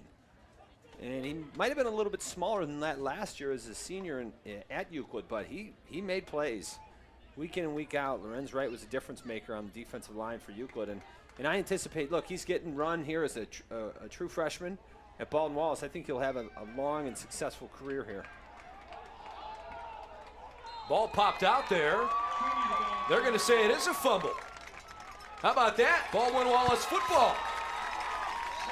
Chris Burnside came up with it. I didn't see who knocked it out. Everybody for the Yellow Jackets is excited. Everybody from Mount Union is saying, what do you mean? I was down. In fact, looked like Brett Hutke. No, I beg your pardon. Jake Keeney, the quarterback, was kind of ripped to the turf there. Well, the Yellow Jackets with a takeaway right at midfield. 10:51 left in the fourth. And again, a chance to kind of keep something going here late that you could build off of during the midweek. The game's not over, but you are down by 35 points with less than 11 minutes to go, so things have to get tightened up. And look, if you're Mount Union, you've got a substantial lead here, but this is far from the kind of football Mount Union is used to playing. Lyle Grant on first down is run over at the 46. Knocked down by Jalen Griffin. Jake Hudson, third time around for him against Mount Union. When he was a sophomore, Robbie Plagans had played the first game of the season and then played against Mount Union in the first half of that game. Hudson came in as the starting, or I should say as the starter in the second half against Mount. And then Hudson started against Marietta the following week and has been the starting quarterback ever since. This is his senior season. 2nd and 6, Jake through the air, and he way overshoots Boucard. Perhaps some miscommunication there. I don't know how you saw it, whether it was a bad route or an overthrow, but certainly not on the same page. Absolute miscommunication, yeah. Hudson thought he was going to run a fade route up the sideline, and Boucard cut it short. Sometimes when you have, Boucard's in the game because Leverett is not. And let's point out here, Mount Union has their full complement of backups in defensively. Baldwin Wallace still rolling with their first unit. 3rd and 6, Matt Lowry left to right. Hudson has room. He could run for the first down, only needs the 40. Jake does not go to the ground, instead just runs out of bounds where Derek Bradley wraps him up. But it is a first down. It's interesting when you see the first, the second team, the difference in speed, difference in getting to the football. I wouldn't call it significant, but it's noticeable. BW has run the football now for almost 160 yards on the ground, and they are approaching 400 yards of offense here. Hudson 12 of 27, 1 pick, 1 touchdown, 216 through the air. He tucks it and runs inside the 30, a gain of 6 down to the 29. Hudson now 14 carries for 41 net yards. But again, what's interesting to me here is that BW has 4 different players that have run the football for at least 10 yards. John Murray's long is 21, Matt Lowry's long is 22, Hudson's long is 17 yards, and Deion Greer had a 15-yard touchdown run. So those chunk plays are happening for the Yellow Jackets. In years past, that wasn't really the case. It's now 2nd down and 4 as the Jackets are trying to strike again here in the 4th quarter. Hudson, after a great play action, is hit in the pocket, falling forward back to the line of scrimmage to set up 3rd and 4. Generally, after games, Mount Union game, for example, the coach is looking for coaching points. He's looking for reasons why things should have gone differently, ways to improve. For Baldwin Wallace, they're going to look at the opposite. They're going to look at, well, this is what we really did well, and try to. I mean, certainly you're going to watch the film. You're going to grade it. You're going to sit down with your position coaches and your offensive and defensive and special teams units, and you're going to go over, hey, what went wrong here and what do we need to improve on? But it can't be all negatives. You're going to have to look and say, hey, here's a bright spot. Here's another one, you know. Matt Lowry's in at quarterback, and he loses 6 yards. So instead of a manageable 4th down, now it's 4th and 10 for BW. By the way, if you're thinking about field goal range, dating back to 2011, the longest field goal that BW's put on the board is 40 yards. Everything else has been inside of that. And so this is certainly not field goal range with the football sitting on the 35, but with no reason to punt. Down 56-21, Jake Hudson and the offense come out for a 4th and 10. 3 targets to the left. Lyle Grant, the running back. A lot of pressure near side, you're right. Boy, Hudson had no chance. Mark Blanc pile drove him to the turf after some serious pressure came around the corner from Rolando Sims. And Mount Union, with that stun on the outside, sends BW to 2 straight negative plays and another turnover on downs. Yeah, and it was the pressure from the outside. You know, you rush 2 guys. Your tackle has to make a choice, or in that case, your running back, personal protector. He picked the outside guy. No one picked Mark Blanc. That's probably not what the Yellow Jackets had in mind after taking away that fumble. How about that? Baldwin Wallace, trying to think about it here. Overall, they've got an interception and a fumble. In fact, Mount Union has turned it over 4 times today. So BW is winning the turnover battle, and most of the time, Mount Union heavily favored in the turnover category. Again, that's part of the reason why I look at Mount Union's performance today. I say, look, they scored 56 points. They had a bunch of big home run plays, and their first team on both sides of the football looked darn good. But I don't think they're going to leave Berea feeling particularly good about the way this game went after a really nice hit coming up from BW in the secondary. It looked like Chris Burnside. Burnside and Dominic Bowman. Bowman in at safety. Burnside helped finish him off. Yeah, and Bowman, another good high school player from Massillon Perry, a 4-year starter there. I think he's a school leader in interceptions. He had a knack for being around the football. You're right, though. You know, again, though, I talked about the punters and separating categories, and perhaps there's Lorenz Wright, number 35. That's the second. On 1st down, Brendan, he also had a tackle for a loss, and there he is again, getting into the backfield. He's only 5'10", 215, but his quickness allows him to get penetration against much bigger offensive linemen. Back to my point, though, you know, some of these turnovers, at least the most recent, and I think 2 of them, have happened once the second teamers are in the game and the game is decided. I'm not saying that those turnovers don't count, that Coach Karras certainly does. He cares. Sure. He's going to be coaching points, but are there turnovers when the game is in question, or are they turnovers when the game is decided? And that's a big difference. Second down and 12, a bounce out to the far left side. Matt Garcia springs free. He's down inside the 30. By the way, the quarterback now in the ballgame for Mount Union is freshman Kyle Moore from Marlboro, New Jersey. It is his first career snaps for the Purple Raiders. And so Mount Union takes over 1st and 10 here now from the 30. Next home game is in October 13th versus Muskegon at 1:30. And if you want to talk about the impact of Mount Union and how well they are and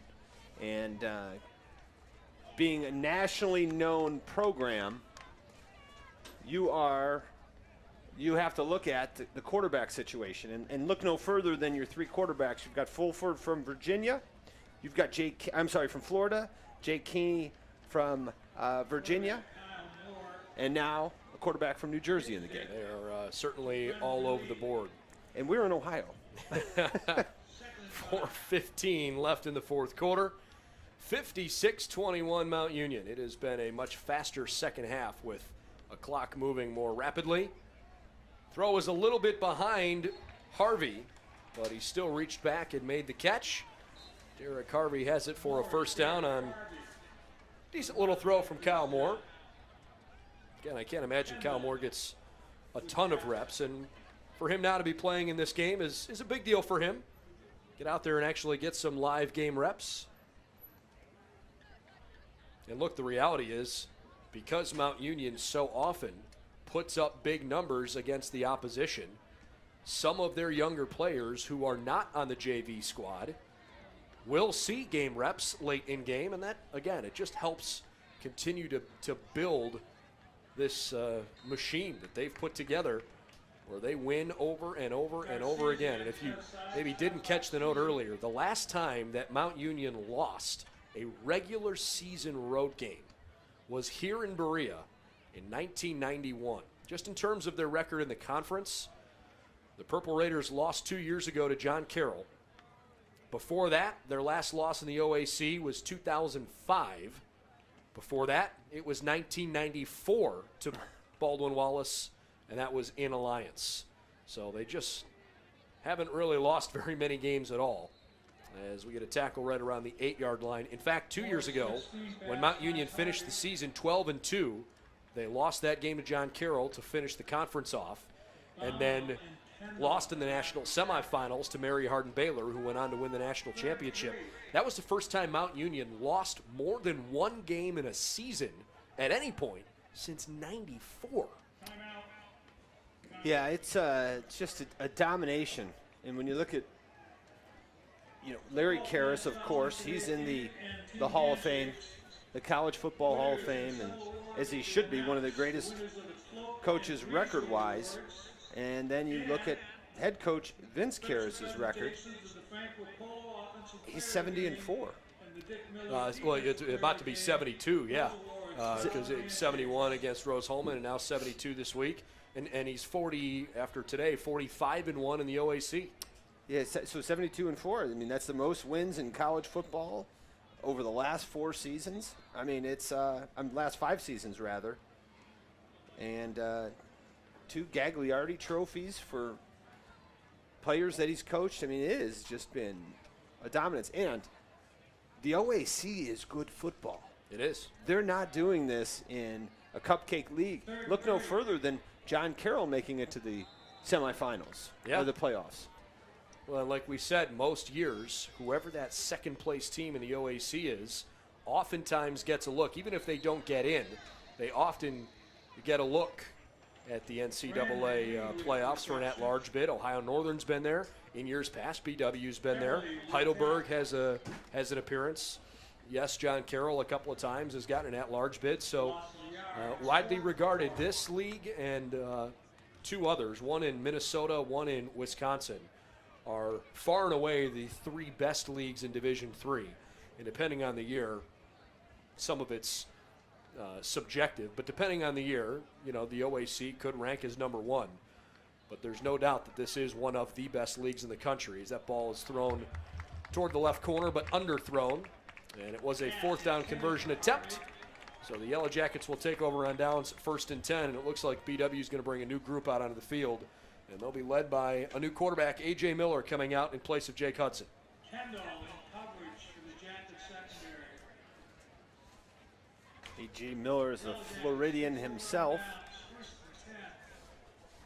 I always wonder what makes a player from Florida come up to Ohio. Well, there's no D3 schools in Florida. Sure. And so I think part of it is, you know, if you know you're not going to play for the Hurricanes or the Seminoles or the Gators, or maybe some of the other smaller D1 programs like FAU or FIU or maybe Jacksonville. I mean, if you're not going to play at one of those programs, you go play college football somewhere else.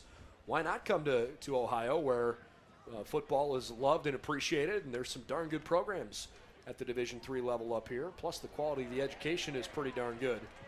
As a couple flags come in, it'll be a pass interference call against Mount Union.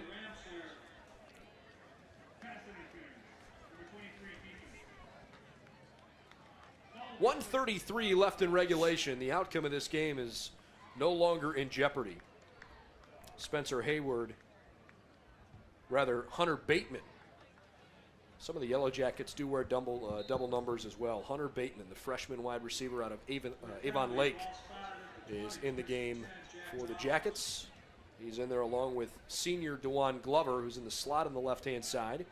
We mentioned freshman tight end Michael Campbell. 1st and 10 from the 20, minute and a half to play.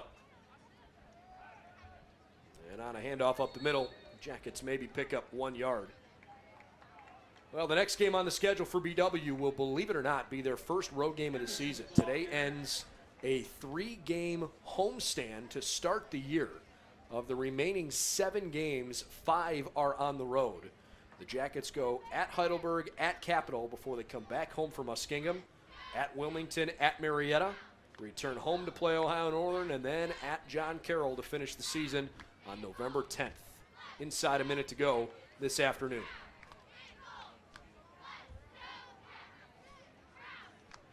It's been a beautiful day in Berea. You really couldn't ask for much more from that perspective. Community Day, homecoming, celebrating some past captains at halftime.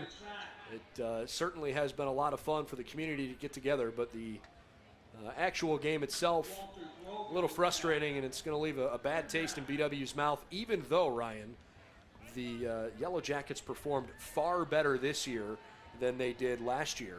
21 points against 21 points against Mount Union is the most the Jackets have put up in an awfully long time. By the way, it's been decided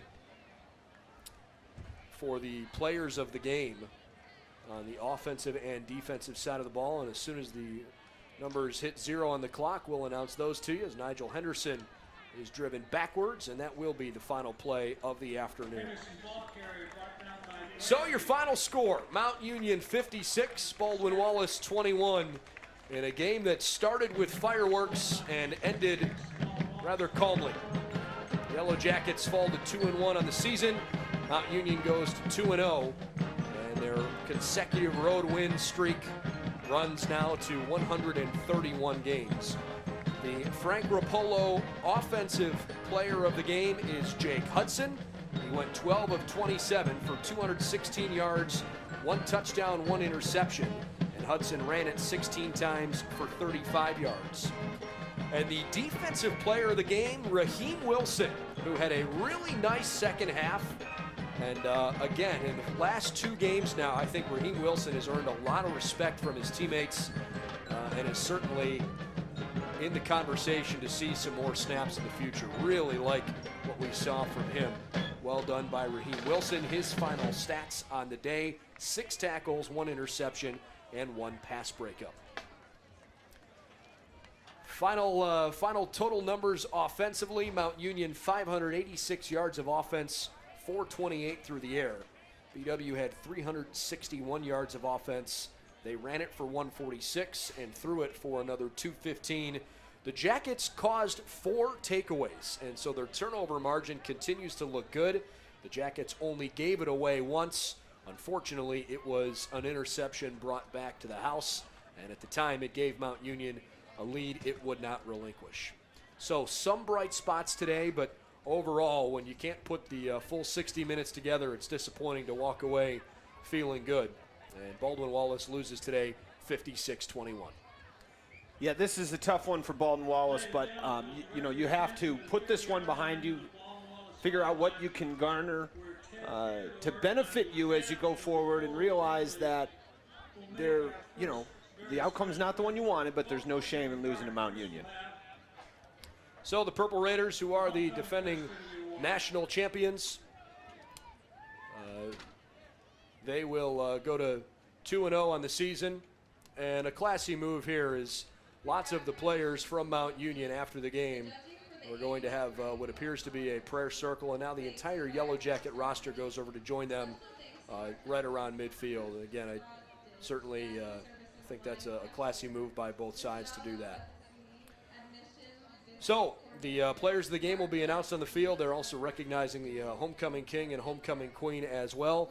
And again, Ryan, the final score 56-21. Your final thoughts here? Well, we saw the best. And right now, Mount Union is that. They're the #1 team in Division III for a reason. The Yellow Jackets found it out, but there was a lot of building blocks. And as you said earlier, it starts mentally. It starts with the decision-making and some of these penalties and mistakes. But certainly on the field, physically, they have the ability to compete and end up right at the top of the OAC this year. So Baldwin Wallace will hopefully regroup quickly. They go to Heidelberg next week. It's a night game, their third night game in the first 4 of the year. 7 o'clock kickoff at Heidelberg next Saturday. Mount Union, they get the other big dog in the OAC of late, the John Carroll Blue Streaks, who are coming off a 45-0 win over Otterbein. Mount Union will host John Carroll, a team that beat them 2 years ago and a team they've had some trouble with the last few years. John Carroll and Mount Union have played several one-possession games the last 5 years. It could be one of the better games in the conference again in 2018. For Ryan Cavanaugh, I'm Brendan Gulick. Thanks for joining us here on a Saturday afternoon, and certainly hope you enjoy the rest of your weekend. Again, the final score, Baldwin Wallace loses to Mount Union today 56-21. Have a great night, everybody. Gather together for a common prayer. What a great, great tribute to their